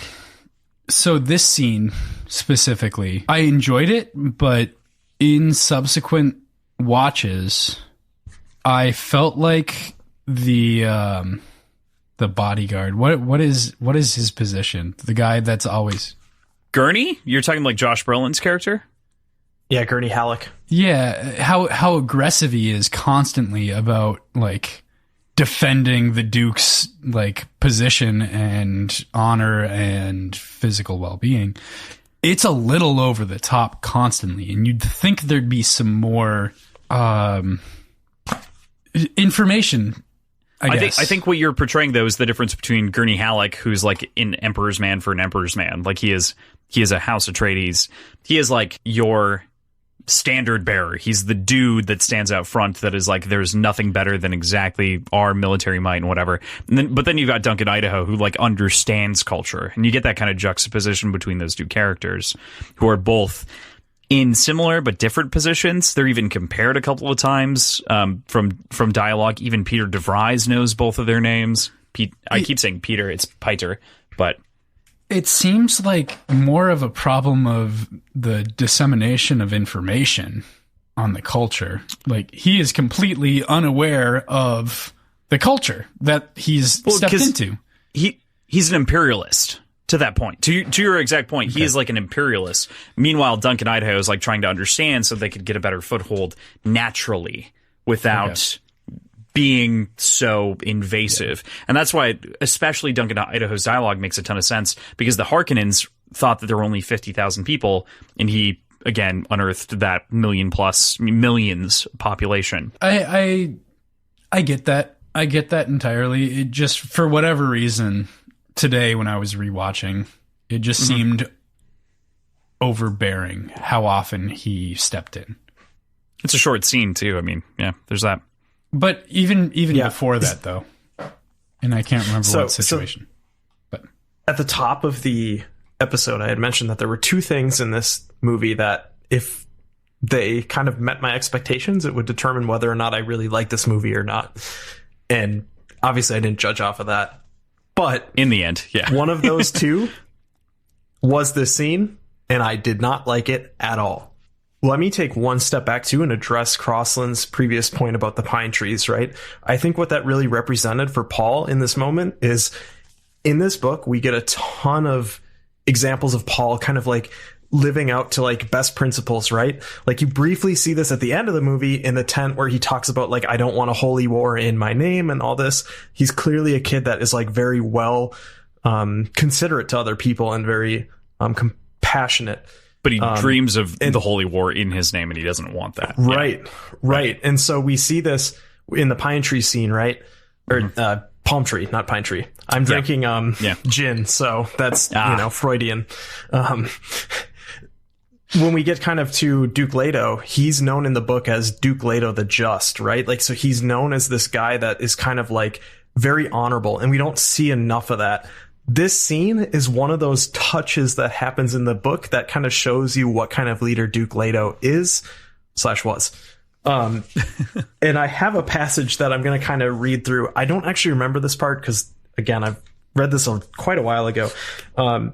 When Stilgar comes to that council room in the book, it's very clear that a Fremen had died at some point with Duncan Idaho, their interaction. So he's coming there kind of with almost a chip on his shoulder. And one thing that's interesting is, just like in the movie, he isn't allowed in because he has this Chris knife, but he's allowed in. One thing he says when he gets in there is Duke Leto says, "I am the Duke Leto. Would you permit me to see your blade?" And Stilgar responds, I'll permit you to earn the right to unsheath it, which is very clearly like mentioning like what happens at the end of the movie, right? Like you can have it, you have to kill me. You have to kill me. So they're already this is a ritual. starting, yeah. Right, and they're already starting from this place of high tension. Skipping, but Leto doesn't know through, that tension. Like Leto doesn't understand that tension yet. Well, I think at that moment he does, because on the next page it mentions Hallick and several of the others started to rise with angry expressions on their face. Halleck said, "The Duke Leto determines whatever." Boom, he's cut off. Duke Leto kind of interrupts, and he's now got the script here. And so he kind of says a whole thing about like, "Sir, I honor and respect the personal dignity of any man who respects my dignity." He goes on, but ends ultimately with saying, "If there's any other way that we may honor the man who died in your service, you have but name it." It is at that moment that the Fremen, Stilgar, reveals his face and spits on the table. Whereas in the film adaptation, he basically walks in without his crysknife and spits on the table. No, he walks in with his crysknife. He does have his crysknife. He's not stripped of it. He did have it, right? But we went through the whole charade of let him in, I don't care. But we skipped all of this pertinent information that shows what kind of person Duke Leto is, right? He's very like, you wouldn't like the parallels we talked about earlier with like Fremen being on this planet and the Harkonnens being an occupying force. You would expect kind of like similar connotations to like not imperialism, but colonialism, right? In the treatment of Native Americans. Duke Leto is like literally coming out of the gate saying like, you are like me. You have the same dignity as long as you give it back to me, like some golden rule shit, right? So I was frustrated so much by this scene because it kind of, all right, it's a spicy take. Nuclear again. I'm not a big Marvel movie guy. I don't like how there's this Hollywood trend of kind of making quips and jokes in otherwise serious scenes. The spit scene in this one felt cheesy. It's not like MCU joke level, but compared to what I just read you, it is a fundamentally different scene. So I was disappointed by that in the adaptation, but it's still fine. I still got to see the value of like human fluid or whatever, right? Like your own water, right? The water price. I still got to see that. So I think a big part of that is the fact, the way, especially Duke Leto kind of snorts to the point of hawking a loogie before spitting on the table. Like that doesn't seem to be the point, and it kind of almost made a mockery of it, but maybe it could just be out of ignorance of the tradition. Could be. I don't know. I would actually kind of agree with you in comparison to Duncan Idaho's spit, right? Like it seems, but it also might just be. He did too, That's though. one of those strange, like small nuances that's like crazy to get into, especially in like a rewatch. But you know, like specifically the way that he spits, like that's interesting.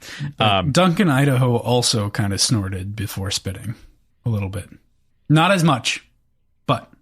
I just want to address the last point of Tim's thing, because I actually very much agree with the first part, right? Like it does undermine some of the Duke's understanding or ability to understand and like amend himself to believe in someone else's culture or agree with it. It shorthands it very hard. Like it does clip that scene down to make him. It takes a little bit away from the just. Like it would be given a little bit more weight if it were portrayed a little bit closer in terms of the importance of the crysknife and the tension inside of that scene. I would say that I don't feel like the read on Duncan Idaho, though, myself, doesn't feel like it was played like in. I understand what you're comparing it to, like the MCU level joke. It felt like a moment of character building and world building that you could do in text that you have to translate to film. I didn't feel like it was a joke. It felt very serious because it felt tense, because it felt like it, in the other way, it felt like an insult to Leto, right? But in fact, it was the opposite, right? You know what I mean? Right. Like, I'm not initial saying viewing. Duncan specifically feels like the MCU gag, right? But the scene as a whole feels like MCU gag worthy.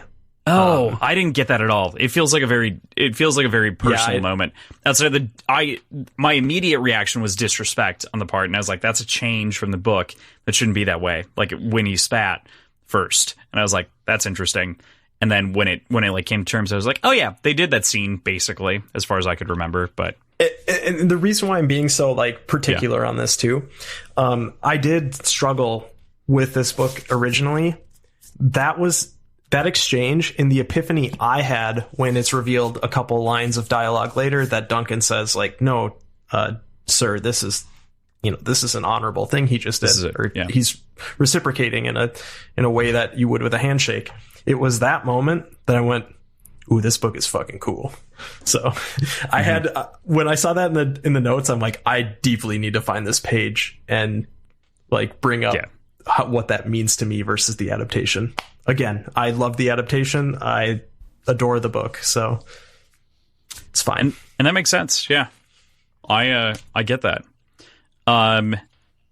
So we can't go through a conversation with Dune without talking about the spice, right? Spice is obviously an allegory at the time, back in the 60s, to oil in a large way, and like the impending crisis in a number of different ways, and sort of the way that it would lead the economy forward and its importance there. If nothing else, one of the things that makes Dune very different from a lot of its contemporaries at the time when thinking about sci-fi is that it removed a lot of technology immediately to try to speak to philosophical and economic commentary. Like that's its focus more than technological commentary. So this in particular is a very interesting thing, tackling spice, because it is both like the core of the series in the way that a lot of things operate, but it is also kind of a MacGuffin in the way that it can move. It is the propellant for the story in the first act, but also it is a recurring thing. So calling it a MacGuffin almost feels wrong to me because it is so prevalent in the story, but it kind of has its place there. So how do we feel about spice? Like, what's the read on spice, especially from just seeing the movie, PJ? I don't think MacGuffin is the right term for it. I think it is the backbone of the world.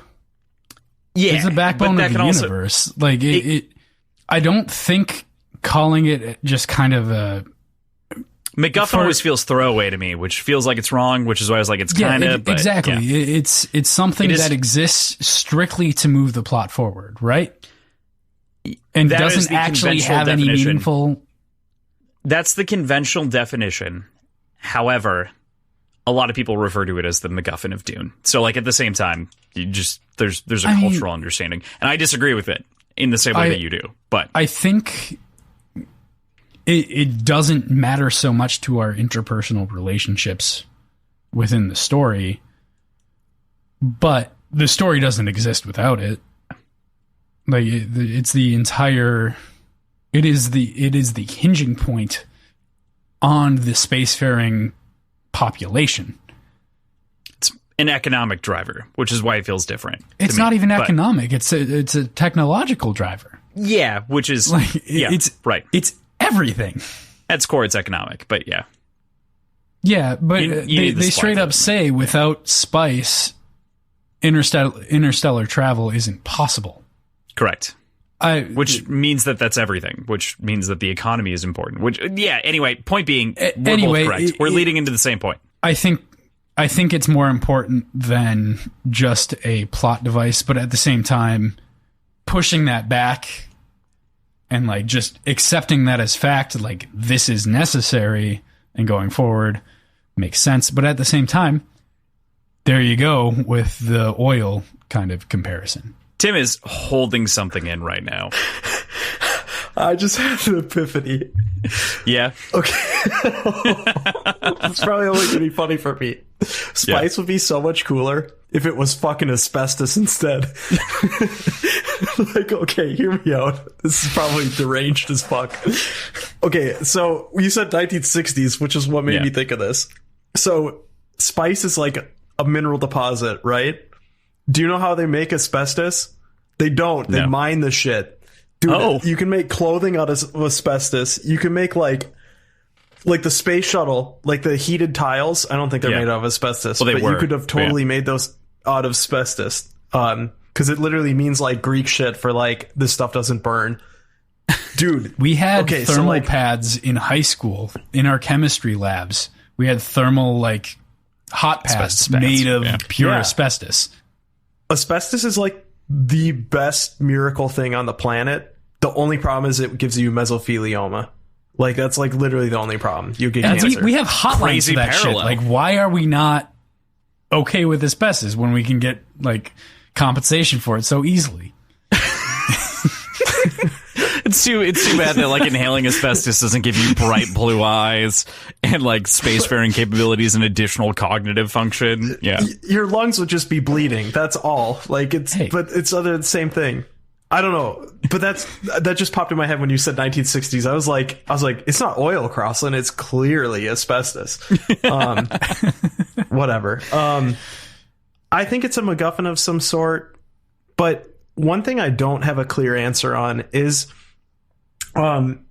who's like the primary consumer of spice? Is it mentats? It's kind of the Spacefaring Guild. It's Spacefaring Guild. So it's the people who actually drive each of the ships. It's like giving people meth. It's the navigators, right? The navigators specifically, yes, on each of the ships. But why? It's not. Okay, so this is so clearly answered in the first 10 pages of Dune Messiah that I don't want to explain it. But at the same time, I can at the very least say, without talking about it too deeply, effectively you're not wrong talking about drug addicts, because like it's really no different than like addiction to anything else, which they also say in the beginning in the first 2 books of the series, which is what the movie covers, that it is a highly addictive drug. It's like a narcotic. And we also understand that the navigators require it in order to use space travel. So like there are other descriptions and other things, but yeah. To go to a historical context, we did do in like the Blitzkrieg, literally there was chocolate infused with methamphetamine in order for like the Germans to be able to push over to France. Like that's just how it happened. So my brain was always like, okay, so there's like methed out mentats that are just like really blazing through those calculations. It's a different guild. It's a different guild. It's not mentats. It's a separate organization. But yeah. Sorry, PJ, you were going to say something? It mentions in the narration, or in the exposition device that Crossland talked about earlier. Yes. The sort of like hologram history channel. Okay.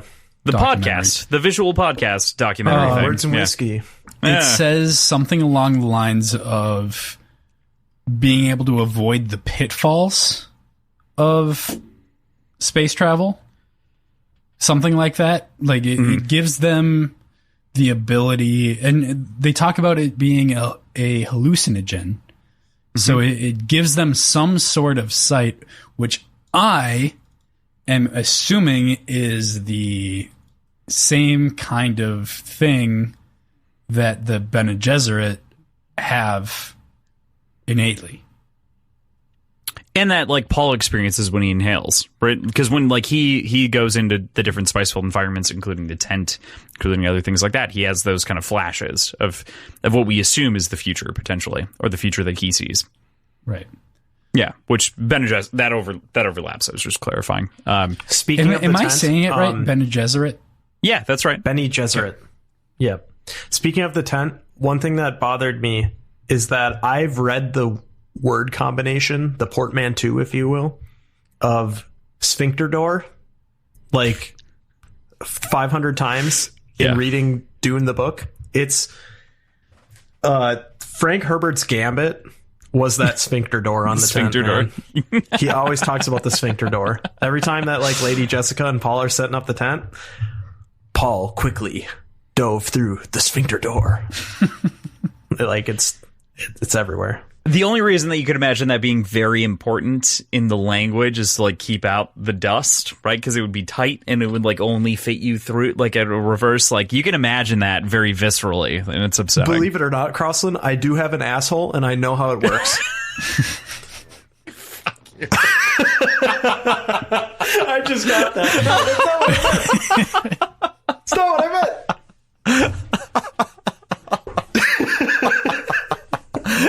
I was roasted so thoroughly, and you also self-roasted yourself so hard at the same time, and it was too good. It was too good. Oh my god! All right. So, Perfect. as the only surviving member of this podcast, I will continue. Anyway, so we were just talking about the visions. We were just talking about spice, obviously, and kind of its place. I'd be curious about your opinions about Paul's visions, PJ. So I noticed throughout the film, and I didn't really pay attention to this until I saw this question, and I didn't watch the film since seeing this question. But it seemed like they were very disjointed and very like quick and sort of flashes of visions. And slowly, as time got on, they got longer and longer and more clear. And my assumption is that means he's getting more and more in tune with it and more true to the sort of future prediction kind of deal. Because he mentions that he doesn't necessarily have dreams and they're always exactly as he dreams them. But I feel like visually, as they get less disjointed, more jointed? Longer, more jointed. Many more joints. Is that an actual term? Additional elbows, please, on these dreams. Less disjointed. I assume that means it's more true. I have no idea if that is correct, but that's what I'm thinking. Often, and before we move this to Tim, of course, in the way that he feels about this, I just want to kind of follow up with this a little bit. Dreams in fiction are often considered detrimental to storytelling for a number of reasons. They can feel very cheap. They can feel very short-handed. They can shortcut a lot of the storytelling potential. Did you feel any of that in your viewing of this, or did you feel like it was... No, because we saw conflict in them. We saw conflicting views, specifically. Okay. When he's talking about his first views, his first dreams of Arrakis, there are completely like non-continuous or non-canonical. What's the right term? They don't work with each other. Yeah, sure. Incompatible. Conflicting. That's the right way to put it. English. It's hard when you're drunk. It's cool. We're here. And it's hard when you're sober. Like it's not an easy language. But conflicting visions, like they can't all be correct from what we've seen. So for that reason, it is unreliable, and because it's unreliable, it doesn't feel cheap. Makes it feel okay. It feels like less like clairvoyance in that way because it feels as though something's been proven wrong. It can be wrong. It has to be wrong at some point. Okay. So because it has to be wrong, it can be wrong, and because it can be wrong, it doesn't feel cheap. Tim, how'd you feel about the visions and the depictions therein? Yeah. So reading the book again, we don't meet Chani, which is the first time anyone has said her name in this podcast so far. I think rightly so. I think Zendaya does a great job, but majority of the visions of her throughout the movie, I was like, okay, like, because they're slow-mo too. I'm like, come on, let's get back to, we've got a lot of ground to cover. We don't need like 20 seconds of Zendaya walking through a canyon right now, which is good because it's like in the story, right? So you do need to see that connection to make it feel organic. But I feel like the visions are more powerful in text than they were in the movie. No, I thought the visions were fine. I just, a jaded fourth wall part of me was like, there's only this much screen time of Zendaya right now because she's top billing on the thing, and Cheney's going to be a huge part of part 2. So I'm fine with it, but they were better in the book. And I hate to be that guy this whole podcast who's going, this book is better than the movie, but they're both bangers. So fine. Yeah, there's a brutal reality here that we'll confront, I think, in a second once we actually hit the end of this, which is that this is very clearly a 2-part movie, and that is important to talk about once we get to the end.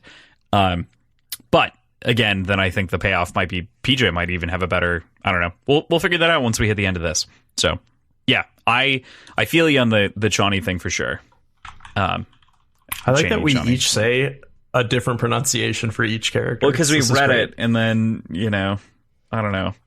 One of the things that I liked the most about the depiction of world building here was the moment when we are on Salusa Secundus, and we see the bloodletting of the unworthy Sardaukar. So, PJ, you don't know this, but when all those men that were inverted and clearly being bled for their blood into the pools in the rain, and then it was poured onto the armor to signal the soldiers that were worthy, that is a crazy, brutal depiction of what really goes on. That's the end result of the sort of transpiration of, for instance, let's just compare this to what we know.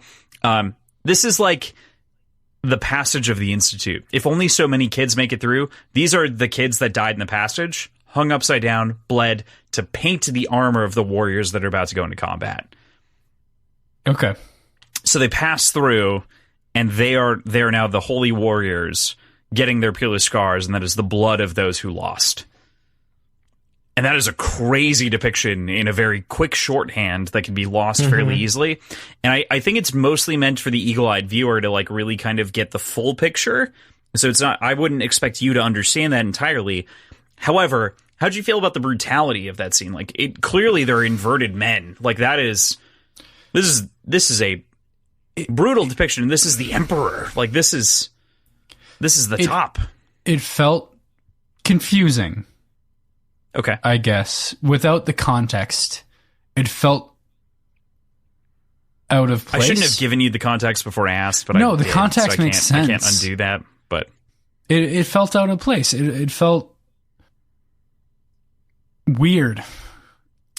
Interesting. I don't know how to put it beyond that. It just I didn't know what to make of it, and I couldn't figure out how to justify it in the moment. But that makes more sense. Yeah, I did the thing that I've avoided doing on the regular show for so fucking long in justifying something because I had less time with the notes than I do on average. Whoops. But yeah, all told, I don't think I would have given a different answer.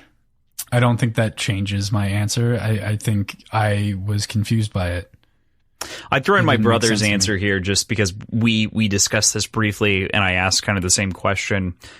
And basically his response was, there was clearly something more and they clearly fucked up. That was his response as to why they were being sacrificed. And I was like, yeah, that's good, fair, and valid. And, there are a number of reads there. It asks questions. It asks questions of what goes on to lead them to be these inverted men. And I think that's kind of the whole thing. I loved it from that felt like one of the few moments of direct, there's several, but that was one of the few moments of direct fan love that was given to if you know, but otherwise, it's just indirect world building. Mm-hmm. Yeah. Tim, how'd you feel about the Sardaukar? That was cool. I always like the touches they have been giving on stuff like that. I don't think I can say it any better than you did, though. Okay. Enjoyed it. I think I totally ruined your perspective, PJ, and I'm sorry. No, you didn't. Genuinely, I think that would have been my answer either way. Got it. Having the context makes it make more sense. Sure. That makes sense. This movie, like the series that it inspires, that we've read and talked about recently, doesn't fuck around with death at all, and kills off a lot of characters very violently and suddenly, which adds a very, I think, weightiness to individuals' decision making, like the decisions that our protagonist Paul makes, like Rebecca makes. Yeah, I think it adds kind of a weightiness in Duncan until he also chooses his own death. I think each one is fairly striking. What did you make of each of the kind of different deaths that we experience over the course of the film? The obvious choice for me is going to be Kynes. The death is drastically different in the film than it is in the book. In the book, I believe he is captured and then kind of, like what they were going to do with Paul and Lady Jessica, kind of just like thrown out in the sand, and we didn't kill them, but they died. And in that moment, Kynes is walking around, and they actually hear the voice of their father, who is also on the planet as a planetologist. And it's kind of this really interesting dialogue about like reflecting on life, and then also like, was the side, air quotes, was the side you were on right? Like, did you tell too much information? Did you tell not enough? It's very like different. What I will say is there really wasn't enough time to explore Kynes' character deeper in the movie. So this like sacrificial, I'm not losing to you, you're losing to me, and like we're both going down by this worm, I thought it was fine. I wanted a bit more, but I'm very happy with what I got out of that. And generally, yeah, I liked all the death. It's good. So yeah. What I didn't so much like about that was knowing how long it takes a worm to get somewhere. And then being able to summon it within a couple seconds by punching the ground a couple times. It was the thumper. It wasn't punching the ground. A thumper is very different. She was punching the ground. She planted a thumper. She planted a thumper. And then punched the ground elsewhere to like lead it more directly to them in post. Gotcha. The thumper was meant to get the dudes because she thought that she could escape and like grab onto it and ride it. That's what she was planning to do. Okay. Yeah. Because she like whips out the things. You saw this at the end of the movie, right? Which is, you know, we're not going to talk about what that thing was, right? But she was going to ride the fucking worm, which, like the person at the very end of the movie did, which isn't. We're not going to talk about that. Yeah, it isn't. That's not Chekhov's gun. You never see someone riding a worm until that very moment. Like you don't see any of that. So again, wouldn't assume that you might know that unless you'd seen the David Lynch Dune, like, and then you would be very aware because that is the worst and simultaneously best scene in the entire movie. Gotta watch it now. It's so fucking ridiculous. The whole thing's like a fever dream. You got to be very drunk to experience it properly. But yeah, so she's like throwing out things. She's a Patreon thing.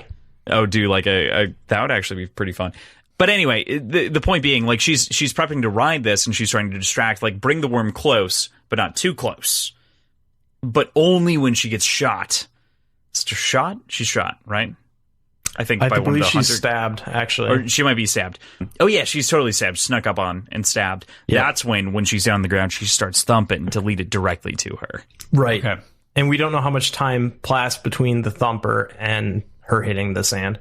But thumpers are the most aggressive, again, book, but like the most aggressive calling cards.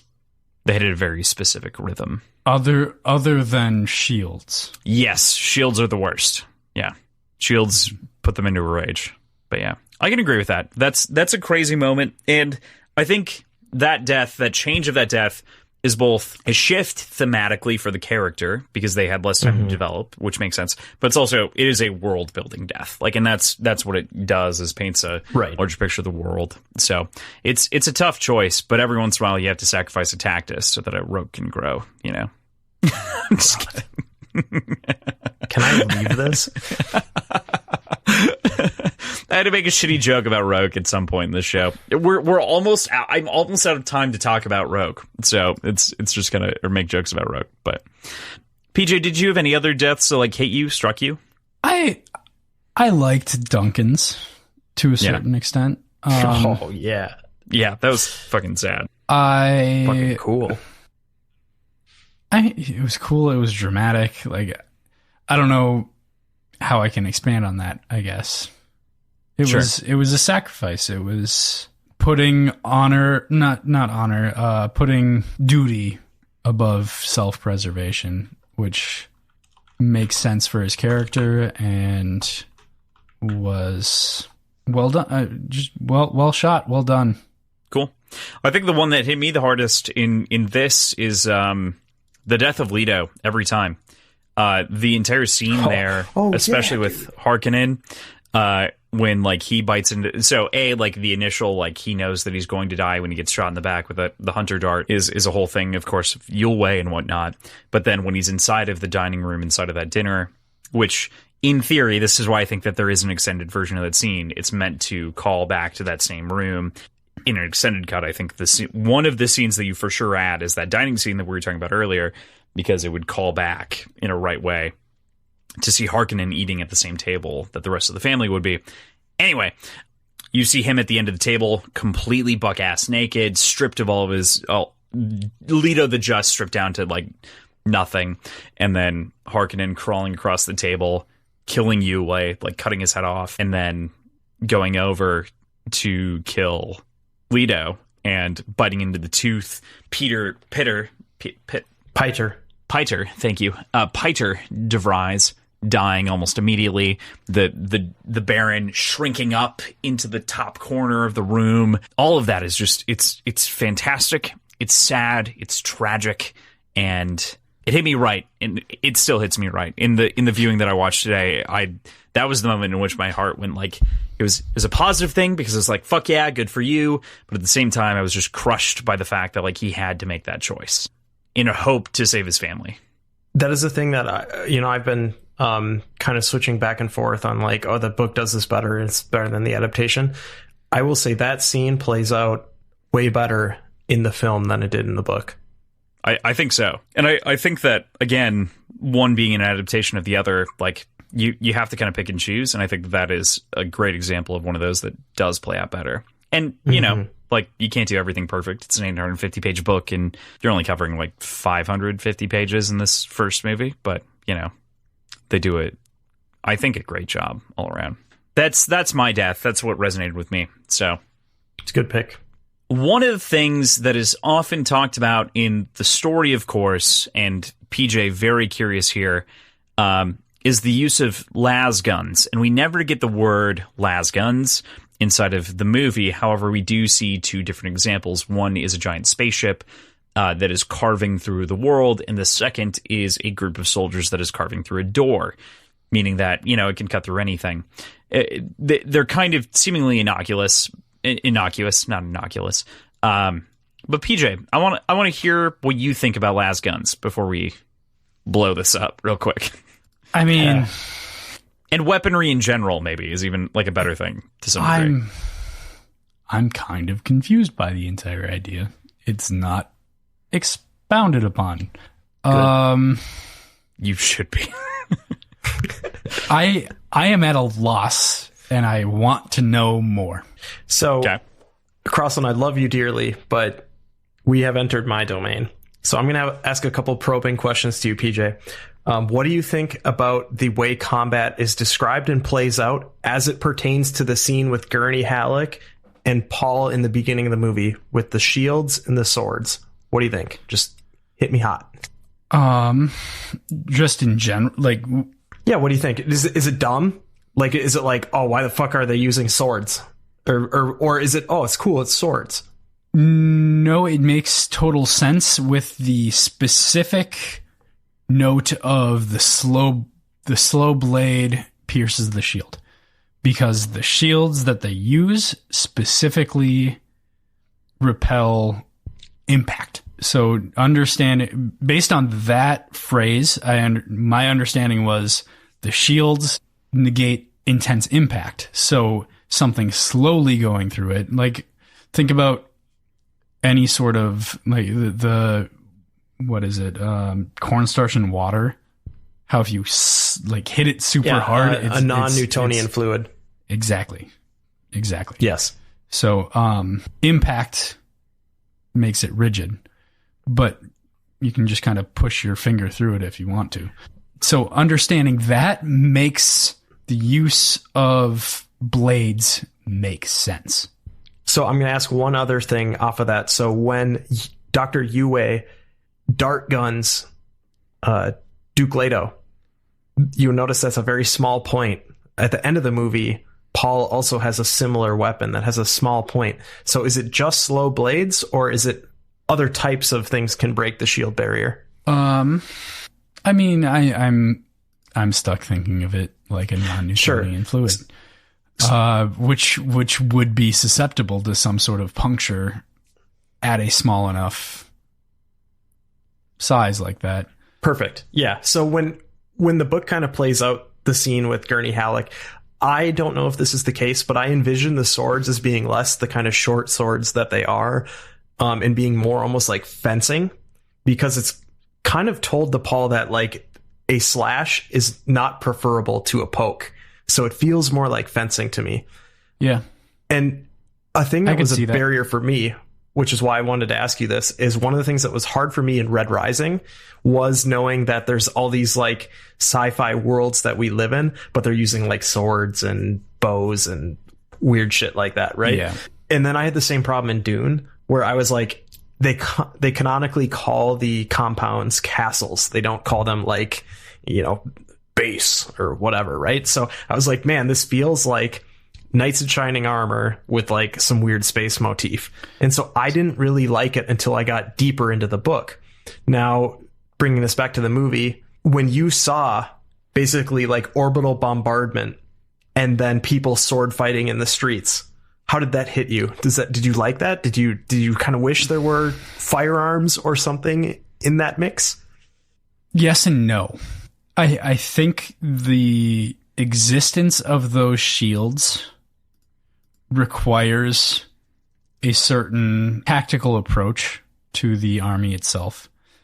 And that approach makes firearms really difficult to implement. Sure. Okay. So it's hard to mix those two styles of combat because of the close quarters nature of trying to slowly poke through the individual shields, or be super precise and fast, right? Like those darts. You can't really have like a flechette cannon or something like that. You know, that probably wouldn't work very well. Yeah, exactly. And that seems to be something. It has to be both extremely fast and extremely thin, which would hypothetically make it pretty fragile. Mm-hmm. Which would mean you'd need something very specifically created in order to be strong enough to withstand the speeds required to be fired at a velocity high enough in order to penetrate the shield, which all of that together makes it probably pretty cost prohibitive to be armed with all of the infantrymen for something like that. And so it'd be easier just to give them short swords, you know? Right, and here's another thing to think about too. The Sardaukar, they're fighting in full body armor, right? Like when we were seeing this early scene, Gurney Hallick is not wearing, he's wearing like, you know, plain clothes. But the Sardaukar they're being attacked by, they're wearing full Kevlar helmets, everything. So even if you were to make a bullet pierce that shield, it's probably not going to be better than just like cutting a guy's head off, right? Or stabbing him. So yeah. I think it works really well. I now want to ask you about laser guns, but I want to make sure Crossland has covered all the sword stuff he wants. I think you killed it. I think that for the most part, like you hit a lot of the conversation. Okay, cool. The biggest thing is sort of the realistic depiction of how do you make like swords work inside of a like semi sci-fi fantasy world. We'll talk about laser guns. You'll talk about laser guns in a second here. I would just throw into I would agree with you that it feels very believable. And I also think specifically that the depiction that Denis has nailed here with the VFX team and everything else is perfect, because even in the book, it's like it's described and you can believe it if you like let yourself believe it. But this is visible. It feels physical. The color, it's great. the color differences are fantastic. That's a great like lead in. But for me, I think the big thing is that it feels like the sword is really resisting the shield, as though it's being repulsed like a magnet with an opposite magnet pointed the other way. And I think that is so important to something like this. And this would be something that, like, if Red Rising gets when Red Rising gets the adaptation, like this needs to be a huge focus on the VFX and general action directing side, is to ensure that you don't understate or overstate the pulse shield and like its importance in some things. It is not important in Razor combat, of which I see PJ already flinching at, but I just want to comment that it is definitely important in everything else, because it's the only reason that like pulse fists aren't used entirely instead of razors. So for me, with the comparison to Red Rising, this made me dislike the combat and razor versus pulse shield sort of interaction within Red Rising, because it's so well done here, if that makes sense. Because the logic, it's not as well done in the books, though. Like no, but the logic actually makes sense here. Correct, because you're visually, right. You're winning because of the adaptation. You're winning because of the visual. Specifically the line, the slow blade pierces the armor, or pierces the shield. That is like the line that works inside of the book, but that is not the way. But that's what makes the entire physical thing make sense here. What you're missing, PJ, is that the book didn't do it this well. And the movie is lending credence to it. So this is the adaptation flexing its muscles and being like, it's better if I turn this into something visual. And also, true Dune nerds could call me on my shit here, but I do believe, too, when Gurney Hallick is teaching how to do this fighting properly, actually, this plays out somewhat in the adaptation, but they don't fully dive into it. Remember how their truce or their stalemate ends with Paul's knife to Halleck's head, right, or to his throat, and then Gurney Halleck's got one pointed up at him. I believe in the book, Gurney Halleck's like, we have met a truce, but my blade is truer than yours. And then Paul's like, oh no, but like, oh man, like could have cut you or whatever. And Gurney Halleck's like, your most important thing is to kill your enemy, but but he's like, but if you're like going for style points, you want to puncture, you don't want to slow slice. It's more effective. Granted, the adaptation, pretty much is all slices, not really stabs. But my point is kind of, it's more kludgy in the book. You're just going to have to believe me on that one. It was a very hard sticking point for me. That's totally fair.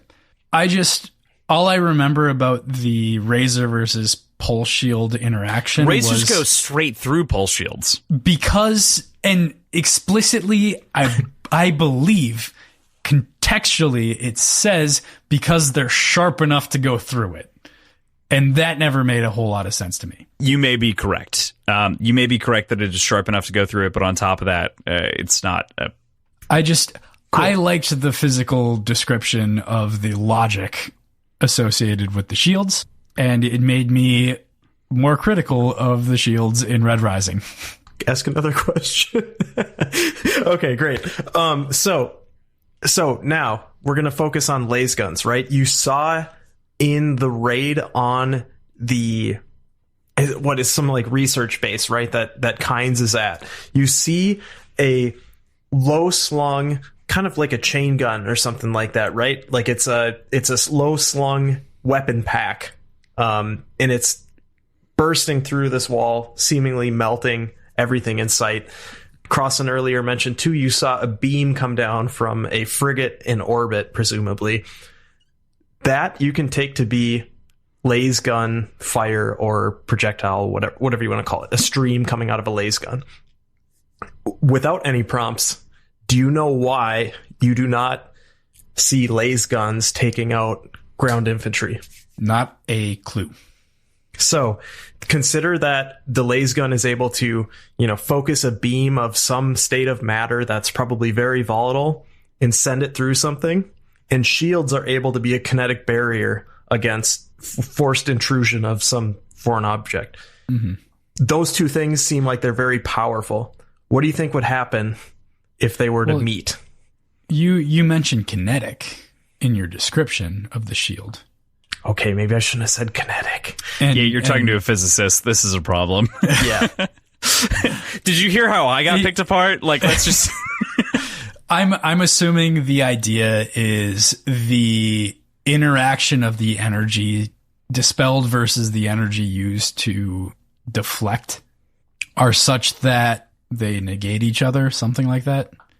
Kind of. I don't it's know. worse though.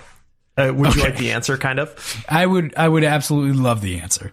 So the terminology they use in the book is it would cause an atomization. It basically is creating what is an atomic weapon explosion when those two forces meet. Somewhere along the line of the laser gun and the shield potentially. So it's Okay. along any part of that line or the receiver. Right. So It's basically think about it this way. In terms of personal combat, it's mutual assured destruction. If I have a shield and you have a laser gun and you shoot me with your laser gun, we might both spontaneously combust. Both die unless you're far enough away, and then one of us might survive. So why not put that shield on any sort of siegeable walls? That's what they did. They do that actually. Yeah. Okay. Remember how Then one I'm of into the it. things that UA does is he shuts down the shields, thus allowing the massive orbital bombardment and use of an orbital laser gun against the stronghold. Well, okay, no, but why would you need to shut down the shield for that? Because if you shoot the shield with the laser gun. Because if the shield interacting with a laser gun produces some sort of atomic explosion. You don't know what. So there's two components here. One you might like, the other you're going to hate. Remember that it's along the beam of the laser gun, so you theoretically could cause the combustion of your frigate if you're directly targeting a shielded opponent. Okay. The second component is that doesn't make sense to me, but okay. The second component, which is the one that I thought you would hate, not the first one, is that in order for the Emperor to maintain the trust of all of the houses, like it's kind of an unspoken thing that everyone knows what's going to go down on Arrakis, but it has to be done clean. Imagine you wanted to fire Crossland from the podcast, and the way in which you did it wasn't... And I do. Right. And the way you did it wasn't sending him a letter saying, hey, Crossland, as chair of the board, I'm removing you from the podcast. You instead just shot him in the fucking head. And the company. Right. Okay. So so the point being, one is more fun. There's effectively a Geneva Convention type of setup here where the Harkonnens are not allowed to use any atomics in their retaking of Arrakis. It's like only killing those that are necessary. Like, they don't want to harm civilians. They only want to take out the family and the warriors associated with the family. Where a nuke in Arrakeen would destroy everything. Right. Okay. So there you go. That's kind of honestly, the second description makes more sense. That's crazy because there's actually like a moderate physics explanation for the first one. Like, there's a decent. There are a number of actual physical papers that have been written about the science of Dune. Where it's like they were onto it, but they weren't quite right. So like there are reasonable assumptions that were made back in the 60s when he was writing this with a couple of people that like are reasonably correct given the science at the time. Okay. Which is why, like, okay. And I'm also drunker than most scientists. It's not right now. So yeah, and, right. I mean, maybe if I saw like maybe if I read the book, I could make a call on it. I'm sure anyone could read the book and like be like it was unreasonable, but the reality is at the time we were only 30 years out from most of the atomic weapons and atomic science, like not even at that point. Like yeah, I think the mutually assured destruction of laser guns really helped, especially as it was defined in the book, helped put to bed my like, why are they sword fighting? Why wouldn't they just like, boom, you're dead,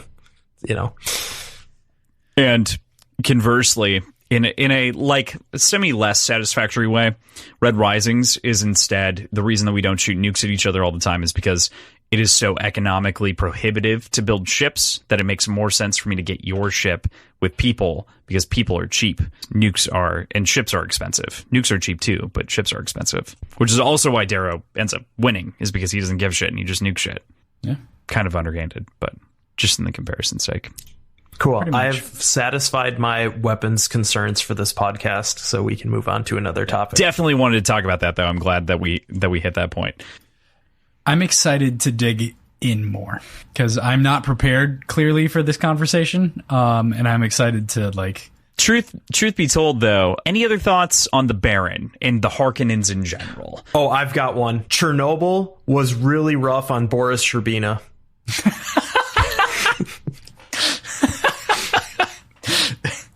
Oh, good. Okay. Yeah, I mean, fair. Really very rough. You're right. That's fucking hilarious. Y'all will hear about that in December. So, yeah. Yeah, that was supposed to be this month, but... Hey, Tim, we're talking about Chernobyl in December. Come on that show. Okay. On Speculative Knowledge. Neat. I cool. would appreciate Sweet. that. Yeah. Not Isn't it on speculative knowledge. Symposium? He's always on speculative knowledge. Sorry, it's on Symposium. I was wrong. Yeah. Yep. Yeah. Yeah. Hey, I'm just listening to this podcast on Spotify. Where can I find out about this speculative knowledge or symposium thing? You can find out about PJ Symposium and Speculative Knowledge by going to our Patreon. We post a monthly schedule that includes all of our live shows and any additional podcasts that may be published. Sometimes we throw in additional Devil's Cuts, and sometimes we do a game night. But most months, we publish Speculative Knowledge and the Symposium back to back, and it's a great time. That would be PJ's Symposium of Media and Whimsy, in which You're right. I host it instead of Crossland. So it's a superior show because it's me. Anyway, Again, continue. this has become my catchphrase of the week, but how dare you? And I mean, yeah, it's a fine time. I basically get to ship host and PJ hosts, so it's a good time. And then Tim and I also have a show called Speculative Knowledge, in which we talk about topics that we either find interesting or interested in or have some knowledge in. So that's what we do. Speculative Knowledge. Yeah, cool. You can find that on patreon.com/words and whiskey. It's one of the few things that is words and whiskey and not words whiskey, which is terrible. But Yep. thank you fucking Instagram and Twitter for having character limits. It's reasonable, but I'm upset about it. All right. Fine. With that, we hit the end of the movie. The portrayal of the killing of the Freeman Jameis and Paul kind of choosing to take his first life and seemingly like his first real choice. Like he hasn't had, as a protagonist, his agency in the movie has been limited, but he still is a protagonist. He still makes like microcosm choices. But this is his first real progressive choice for his character that is taken here at the end. First, he chooses to yield his life, saying that he was going to kill him, but he should give up.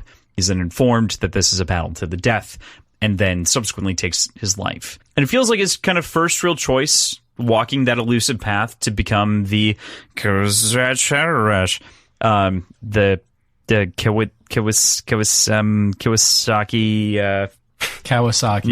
Kawasaki motorcycle. Yep. Isn't it Kawasaki Ninja? Oh man, I'm so drunk. I thought in my head I heard it right. Kawasaki Hadarach. If I can see it, I can say it. Kwisatz Haderach. Kwisatz Haderach. That's how it's Nope. pronounced there. That's how you just said it. Kwisatz Haderach. You also spelled that wrong. That's not how I think you're right. I think that it is. I think that the T is before that second I. Oh my the god. Dune Lord. All right. Don't question me. I've been living on the Dune wiki while I was going through this shit. Kwisatz Haderach. Kwisatz Haderach. Kwisatz Haderach. Kwisatz. On his elusive path to becoming the Kwisatz Haderach. Here I am, king of editing, making it I work. feel like Haderach. Haderach makes it's- more sense. It's Kwisatz. It's Kwisatz Haderach, not whatever you just wrote. I don't think in the movie it's pronounced Haderach. Okay, That's why, well, cool. like, I read the book, so All it's right, whatever fine. I want it to be. That's also true. All right, what was your question? So he's taking his first like active step in the story, like in an active way that he's actually stepping into this role And I'm not saying that it's direct, but it feels like an active choice to finally be choosing something and kind of taking this proactive step to say, yes, this is the future that I'm going to become. And especially when Jessica advocates to like take him off world and to like ship him somewhere else, like bring him back to the home planet, he goes no, and he's actively choosing that role as a potential messiah. The Maudib, fucking shit.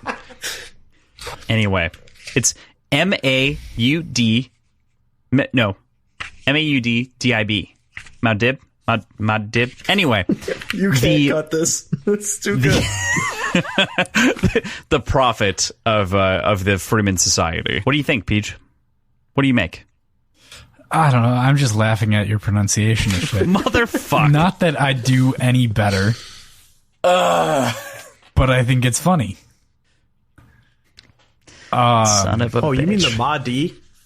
Oh, the Muad'Dib. Muad'Dib. That's it. Yeah. You're right. So you're asking about Paul's decision to... Yes, Paul's decision to murder Jameis, to take a life in ritual combat. Take a life in ritual combat. He killed someone. It's death. I mean... I mean, it's not even a decision, though. Like, he gives him the opportunity to yield and is, rejected of that possibility. He wins. No, the other decision is to die, to not take the life, which would be an honorable thing to do, PJ.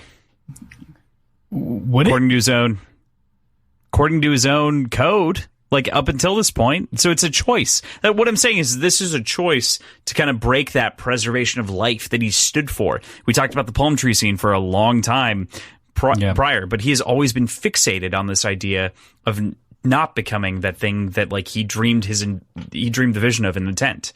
There are a lot of components flying around in the air right now. Yeah, that's fair. This is his first like active step in the opposite direction. I would hesitate to call it an active step. Either way, I'd hesitate to call it active. I think it's a step, sure. It's a choice. I don't know if I'd even say that. Because if it's preservation of life, it is not preservation of everyone else's life over his own.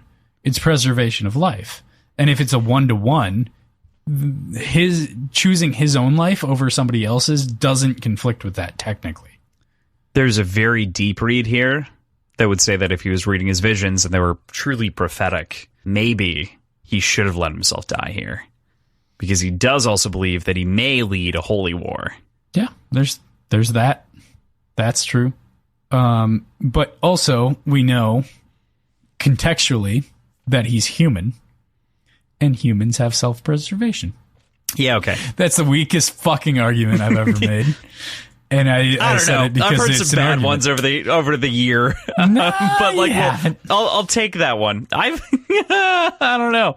They've all been ironclad arguments up until this point. Ironclads were terrible ships. Just throwing that out there. Very bad ships. I've played pretty good a lot StarCraft of player 5. though. Ironclad is a pretty great StarCraft player. Yeah, he was a very good 2v2 member, 3v3 member. To that point, though, shout out to Brett. What do you think of the very end and the killing of Jameis and the step towards Maud'Dib, Mr. Olson? Oh, sorry. I got conflicted because I forgot I got to translate your stuff.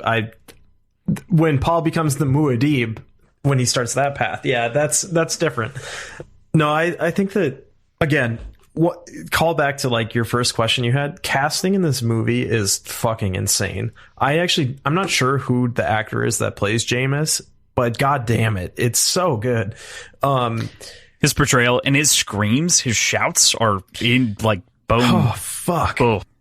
So anyways, getting to the point, or like the more thematic context here, I do think that like there's hints at that he, like Duke Leto, have this like embrace of tradition and kind of know like their world and this adjustment to the world they're entrenched in.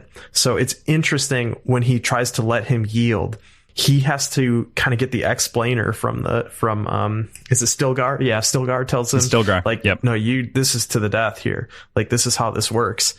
And so like it's something he doesn't want to do. I wouldn't call him a like conscientious objector or somebody who, you know, truly would never see himself killing somebody. He does have self-preservation, but in that moment, he kind of had to decide, like, this is to the death, and to fulfill the prophecy, to join the Fremen, I have to do this.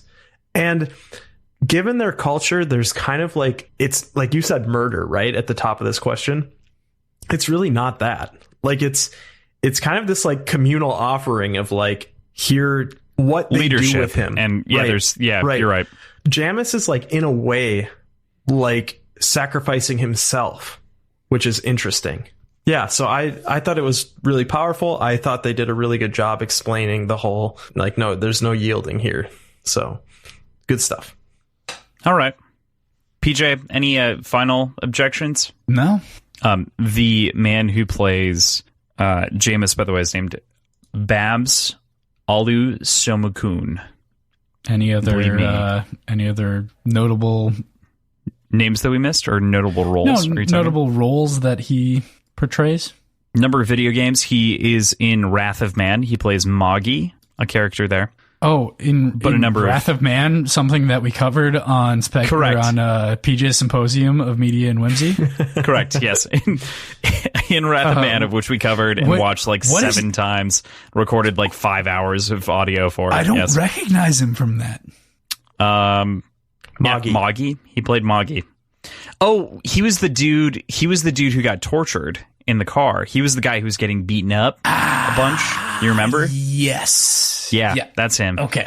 Yep. Okay. 100%. Immediately came around to it when I thought about him. Great that movie. made sense. If you watch that movie, you could then listen to us talk about that movie sometime. Our show.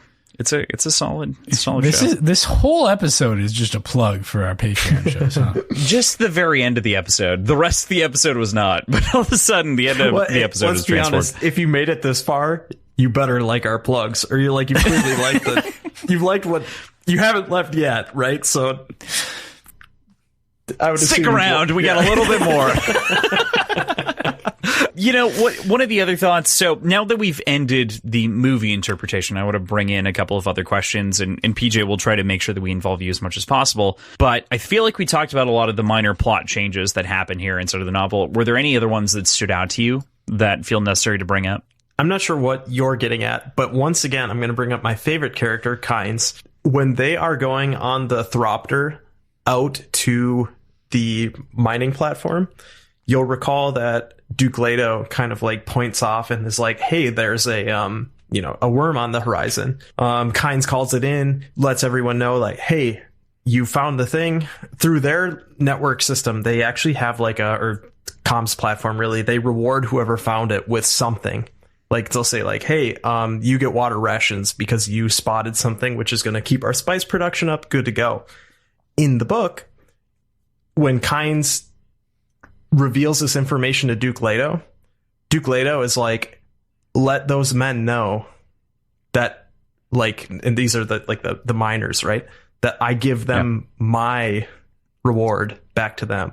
And it's at that moment that Kynes has this internal monologue where Kynes is like, I am here to kind of be like a vassal for the Harkonnens, but I'm conflicted. I don't really know what to do here. This seems like a just man I could follow. That was cut. That's not the one you're talking about, but Kynes is my favorite character. So when that was missing, I got a little upset. And then to close this thought, a high note, Kynes' character is really good, but didn't get the development I wanted. Again, I'm totally happy that it's gender bent. I think the actress Sharon Duncan Brewster did a great job. But it made her character almost feel somewhat villain-like, where my read of her or him is that it's like caught in the middle, right? Especially having the double identity of being light and also, or Liet and also Kynes. So yeah, being a Fremen and a part of the Empire itself. So right. That's a huge deal inside of that character, and I feel like that was hinted at, but like not, again, not it feels like deep fan service, but not like a right. Still the best character. I don't know if in this individual portrayal, if it was the best character. I think I mostly agree with you from the story for the most part. It's a very well fleshed out and analogous character. The one that was missing for me, and this may be an impression that is missing for me in the story right now, is one of Fade. Fade being, of course. Yeah, Fade is the biggest part that is missing from this first part of the story. PJ, for your context, he is effectively the heir to Harkonnen. He is the heir to the Baron. He is the person who's going to step into the shoes of the Baron in the moment, eventually to be wed royally, like the next up on the platter for the most part as far as a bachelor goes, potentially to unite houses, potentially to create other alliances. He is the second, maybe third biggest antagonist in the book. The Emperor being, one or two, and Baron being one or two, and then him being like a distant third. His presence feels missing, but it also feels intentional. The Emperor you can hint about, you can be really big about, and like make it kind of this like big thing that we don't have to cast someone, and we can make it like a looming in the background Jaws shark thing where it's like he'll eventually show up, but we're going to talk about him a bunch. But Fade's missing mention here, not being talked about at all, feels odd. This was the only thing that really struck me as very dissonant, and I understand why, because you want to introduce him when you have the money to again cast another big actor and not just have it be a fucking cameo, because in this movie it would basically be a glorified cameo, but it still hits me wrong. Yeah, it just a really quick thought. It was jarring enough to me that I literally thought the Harkonnen beast was Fade. Right? Like I mentioned that at the beginning, right? Yeah, like I the thought, hand thing. No. Dave Bautista's character. Yeah. Right. Raban. Bautista's. Yep. Right. Like Raban. Yep. Glasso Raban. Yeah. That's how his presence affected me. It literally made me switch the persona from a different character to be Fade, and I was like, that's weird. And it took me the whole movie until you told me that it wasn't Fade. So, yeah. And it wouldn't be unreasonable for Bautista's character to potentially be an amalgamation of the two characters. However, I think you would have named him Fade and not Glasso Raban if that was the case. You wouldn't name him Raban as opposed to Fade. Unless you intended to introduce Fade. Because Raban is there and a good character, and I think Bautista does a great job introducing that kind of brutality, and the way that he kind of chants through scenes and like beats that drum paints the Harkonnen picture very well, but it is not reminiscent of Fade's character, which is closer to a like Cassius type inside of the family almost. Like he's like the regal guy instead of this very evil family. Like, yeah. But he's like he's an evil regal guy. Like he's not, maybe more like Rogue. I should use something like that, but more uppity. I don't know. You get what I'm saying. That was my major sticking point in the whole thing. But again, that's not enough for me to like be very upset, because I can imagine that the reason that they're doing this is to like immediately lead into a Fade scene and use a cross time lapse. I shouldn't talk about this yet. We need to get into the spoiler part. Yeah, because there's a bit of a time jump. There's a little bit. Like, it's not crazy, but there's some time that passes. Cool. Tim, any other questions that you had that you wanted to ask? Talk about? I sufficiently answered all the questions I put in the doc, and, some we already talked about. A semi-brief spoiler conversation here for the rest of the Dune novel. So I am actually going to take off my headphones, and you guys are going to spoil things, and you're going to text me when you're done with it. Okay. That's fair. Great. Yep. And that's reasonable. This is going to be quick. Obviously, we know that, like, again, PJ is outside of the scene. He doesn't understand that Paul becomes prescient, and that is also very well set up throughout this movie. It's fantastically developed. I was shocked by that, for sure. Yeah. It didn't seem like it was something that was going to pay out perfectly. I think a lot of the casting, like we said, is brilliant, especially the future casting. Curious as to how they potentially portray Aaliyah, which is always a problem of like a child that is cognizant, like a toddler. Mm-hmm.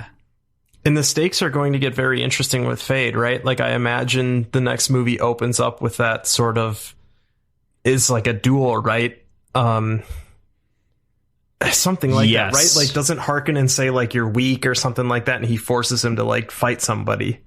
I could be wrong on that. I might be confusing the duel that Paul has, where he like sheds the tears, and they're like, oh, he's giving tears for Klain, the Kaln or whatever it is. I feel like that's later, but I don't fully remember. They create a rivalry via the Kaln after something. There's an exchange between the two of them, and I think it's Excuse me, are you saying isn't the it Chom?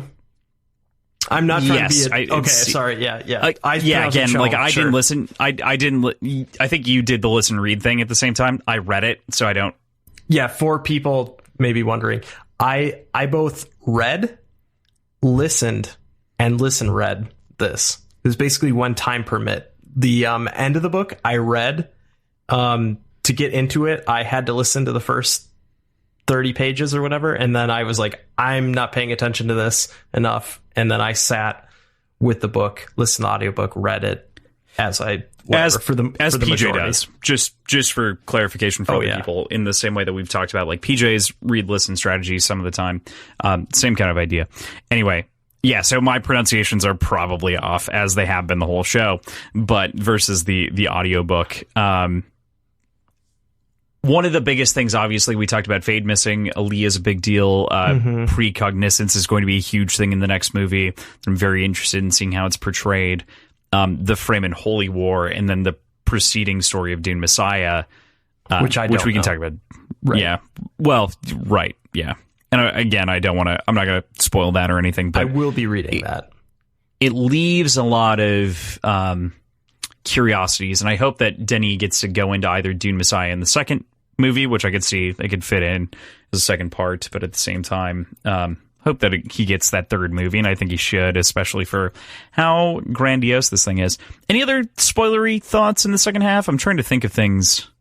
No, it's pretty tricky for me. I had a ton of cobwebs removed by the section rereads I did and watching the movie. Book 3, I owe a probably read this weekend when I'm deer hunting. Yeah. So Fade is the one character that I really felt betrayed on, because he is such a big deal, and the princess of the Karina household, House Karina. Her name starts with an I. I think it's House Karina. Illumina, or like Illumina, or Irumina. It's Irulan. Something with an I. Princess Irulan. Irulan. Okay. Yeah. I could not remember. It's been too long. Yeah. She is the other one that I would have liked to have seen, but also it's okay because she was mostly hinted at in the beginning of the story. So it wasn't a crazy deal. Yeah, I'm also curious to see, great ask on PJ and the Bene Gesserit question and whatnot. So, yeah. Right. It's fun to kind of have him outside of the conversation for a second while he's staring at us at his phone and whatnot, while we're just sitting here talking about him. No, I'm good on that. Or do we bring the fool back in? Cool. Bring him back in. One other thing that I think is interesting is the comparison, the mind's eye versus the voice. Both kind of like semi-magical concepts. I don't know. I find that interesting. PJ was just mentioning the mind's eye versus the voice in their own ways. It's sort of the like semi-magical, but not maybe fully. The one primary difference from what we know about each of them, the mind's eye is strictly interacting with the self, as opposed to the voice influencing others. Great call. That is actually a very good delineation between the two. You can read other people, but it's you reading someone, not, with the mind's eye, right? Like it's Lysander being able to tear someone down from the base and try to interpret where they came from, what they are, how they've been. Yeah, that makes sense. Cool. All right. There was one other question that was lingering in my head here. Just a final note to like pin the whole thing on to some degree. Is this, and you asked this question, Tim, actually, which is why I want to bring it up. Is this science fiction or is it sci-fi fantasy? And I feel like that line is very interesting, especially inside of Dune. I would say, I asked this question or it's in the doc or whatnot. I definitely think this fits as fantasy, given the current year of 2021. I would say science fantasy. So in the same league as something like Star Wars would be science fantasy. Something like Star Trek would be sci-fi. Given the connotations of the Bene Gesserit and, you know, everything we've talked about, right? That's too much disconnected from the scientific reality that I try to ground myself in when I read sci-fi, that this crosses over into science fantasy for me. It still has cool things like laser guns. The shields are great. But I mean, we also have crappy lightsabers in that terrible Star Wars series. So this is firmly planted to me as science fantasy. And since Star Wars ripped off Dune, and Star Wars is science fantasy, Dune is science fantasy. Star Wars sucks. So I am in agreement with you with the one sort of contingent. If there is a way to tie in the hallucinogenic properties of spice with the Bene Gesserit and their powers, I can see it crossing into sci-fi. It would take a lot. It would take a lot of convincing and genetic mutation and really kind of breaking it down that way and mapping out how that happened in order for that to happen. But short of that, I think science fantasy makes more sense. Mm-hmm. For the record, I don't hate Star Wars, if that isn't clear. I'm just trying to add more color to the conversation, but it's bad. Yeah. Mm-hmm. As a fuck you. It's a great movie. How would we all rank it? Let's end there. And then final thoughts. I really enjoyed it. I'd go 8-ish. Yeah, I don't really give number rankings. I usually do like or don't like, and it's a very strong like. I generally give rankings around the number 7. If it's above 7, I like it. If it's below 7, I don't. I may like it, but I might not recommend it to other people. And this is a strong recommended to other people. This is a strong +7. And I think I'd agree, you know, like the A+. But I love it. The sci-fi imagery is fantastic. There are few depictions of sci-fi that do as well in this context, the grandiose context. Yeah, I need to see it in theaters one more time. At least. Yeah, don't disagree at all. I had a blast with it. I loved this movie. I really, really, really enjoyed it. And I loved I loved the story. There are things that I question and take issue with. And I feel like we've done a good job of outlining all of those very small, weird points that don't really make any sort of difference to the story itself. So I loved it. I would recommend it to anybody who wanted to see it. Tim, thoughts? Yeah, it's fantastic. It's an incredibly true to life adaptation, or true to source material. I think it's incredible. It's a great book. I do have one question for PJ. Will you be waiting till Dune Part 2? Or are you going to read the book? That entirely depends on if I find myself with time to... Right.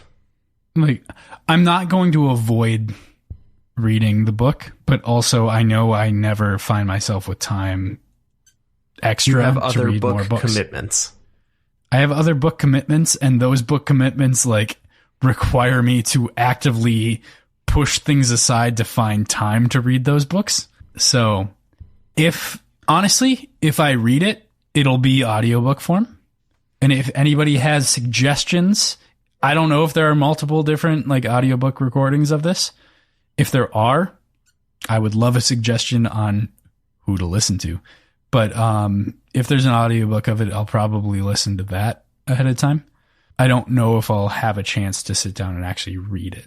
Fair. We can talk afterwards, but the main one on Audible is fine.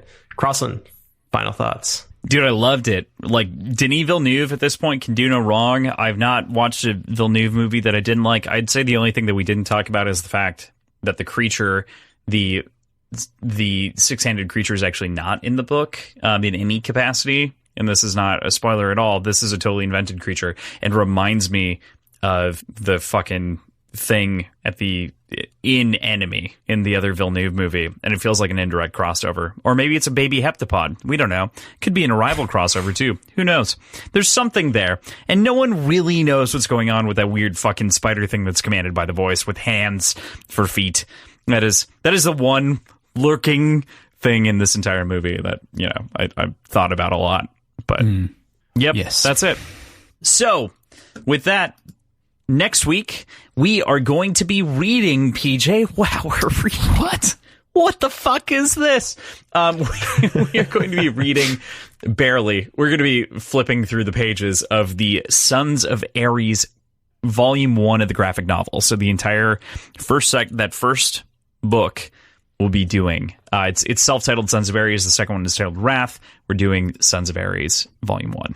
So we will be talking through that. I'm going to also be listening to the graphic audio. PJ, are you going to listen to the graphic audio? Probably, if I have access to it. Okay. It should be on your audio book choice source. Yeah. Sounds good then. Cool. So we will be doing that and discussing those, and it's going to be a great time. We're going to talk about fucking Fitchner. It's going to be fun. Fucking, he's been gone for so long. He's been gone for a while. Tim, anything to plug here at the end of the episode that you're excited about? Anything? Nope. Anything to plug in general? If you want to read a development blog that I haven't posted to in like 6 months, you can go to tolson.io. But no, that's it. Otherwise, you can find Tim in our Discord through our Patreon. If you go to patreon.com/words and whiskey. What's Patreon? We'll tell you in but a second. So that's where we'll leave you for the week. Thank you, as always, to our producers, Andrew, and this lovely man right here, Tim Olson, for keeping our show's lights on. You can check out the links to check out all of our links in our show notes, including our schedule, our Patreon, previous episodes, our websites, our social media accounts, all in one very convenient location. Yeah, it's very convenient. Tim has done a great job building out our website, making sure that all those links function, and has built us so many functions that many other sites offer at a premium, and one of them publishes our Patreon content called Acast, and they've done a particularly, bad job over the course of the last week of publishing the shit that I pushed out to them. So there are 3 episodes sitting in the hopper that they need to do. So per Tim's point, better uptime than Acast. No doubt. Have we had any downtime?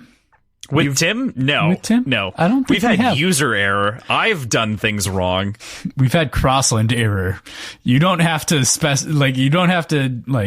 I said user error, and then I said I've done things wrong. So it's user. Yeah. It is Crossland error. You've had one outage. It was 7 minutes at 2 a.m. on like a fucking Wednesday night. I got a page. I got woken up. You guys don't even know this. The database backups weren't working, so I pulled a like week-old backup and then went to YouTube and then took the fucking content from there and put it back in. So, but the backups are working now, so it's good. This is the kind of service you pay for when you join our Patreon. I don't even wake up for my work pages. But you woke up for our page at 2 a.m, and we appreciate that. Tim is a very diligent worker, does a ton of work. Again, check out our Patreon, patreon.com/words and whiskey. We have 3 different tiers. One is our Discord tier. The second one is our bonus show tier, which we've already talked about tonight: speculative knowledge, occasional devil's cuts, and PJ Symposium of Media and Whimsy on a regular basis. And then we've also got our live tier, Mixologist, in which you can get involved with us monthly, talking about, I don't know why I got like sultry there when I said get involved with. That got weird. Anyway, we'll get weird. So we've been going at this for a while. Yeah, we're our at live show, 4 hours and 15 minutes in our recording right now. The longest we've ever recorded. So Tim Olson set a fucking record. So, needless to say, you can join our Patreon at any of those tiers. Check out the Mixologist tier for any of our live shows that we do as well. Beyond that, leave us and any podcast that you listen to a 5-star review on Apple Podcasts and follow, subscribe, click on that fucking bell, not only on YouTube, but also on Spotify, because it is secretly very important in both of those now. That is a relatively new function of Spotify to have you notified. But if you want to be notified of our new episodes, check that out. It's important. Cool. I didn't know about that. Yeah, it's new. Thanks for having me. All right.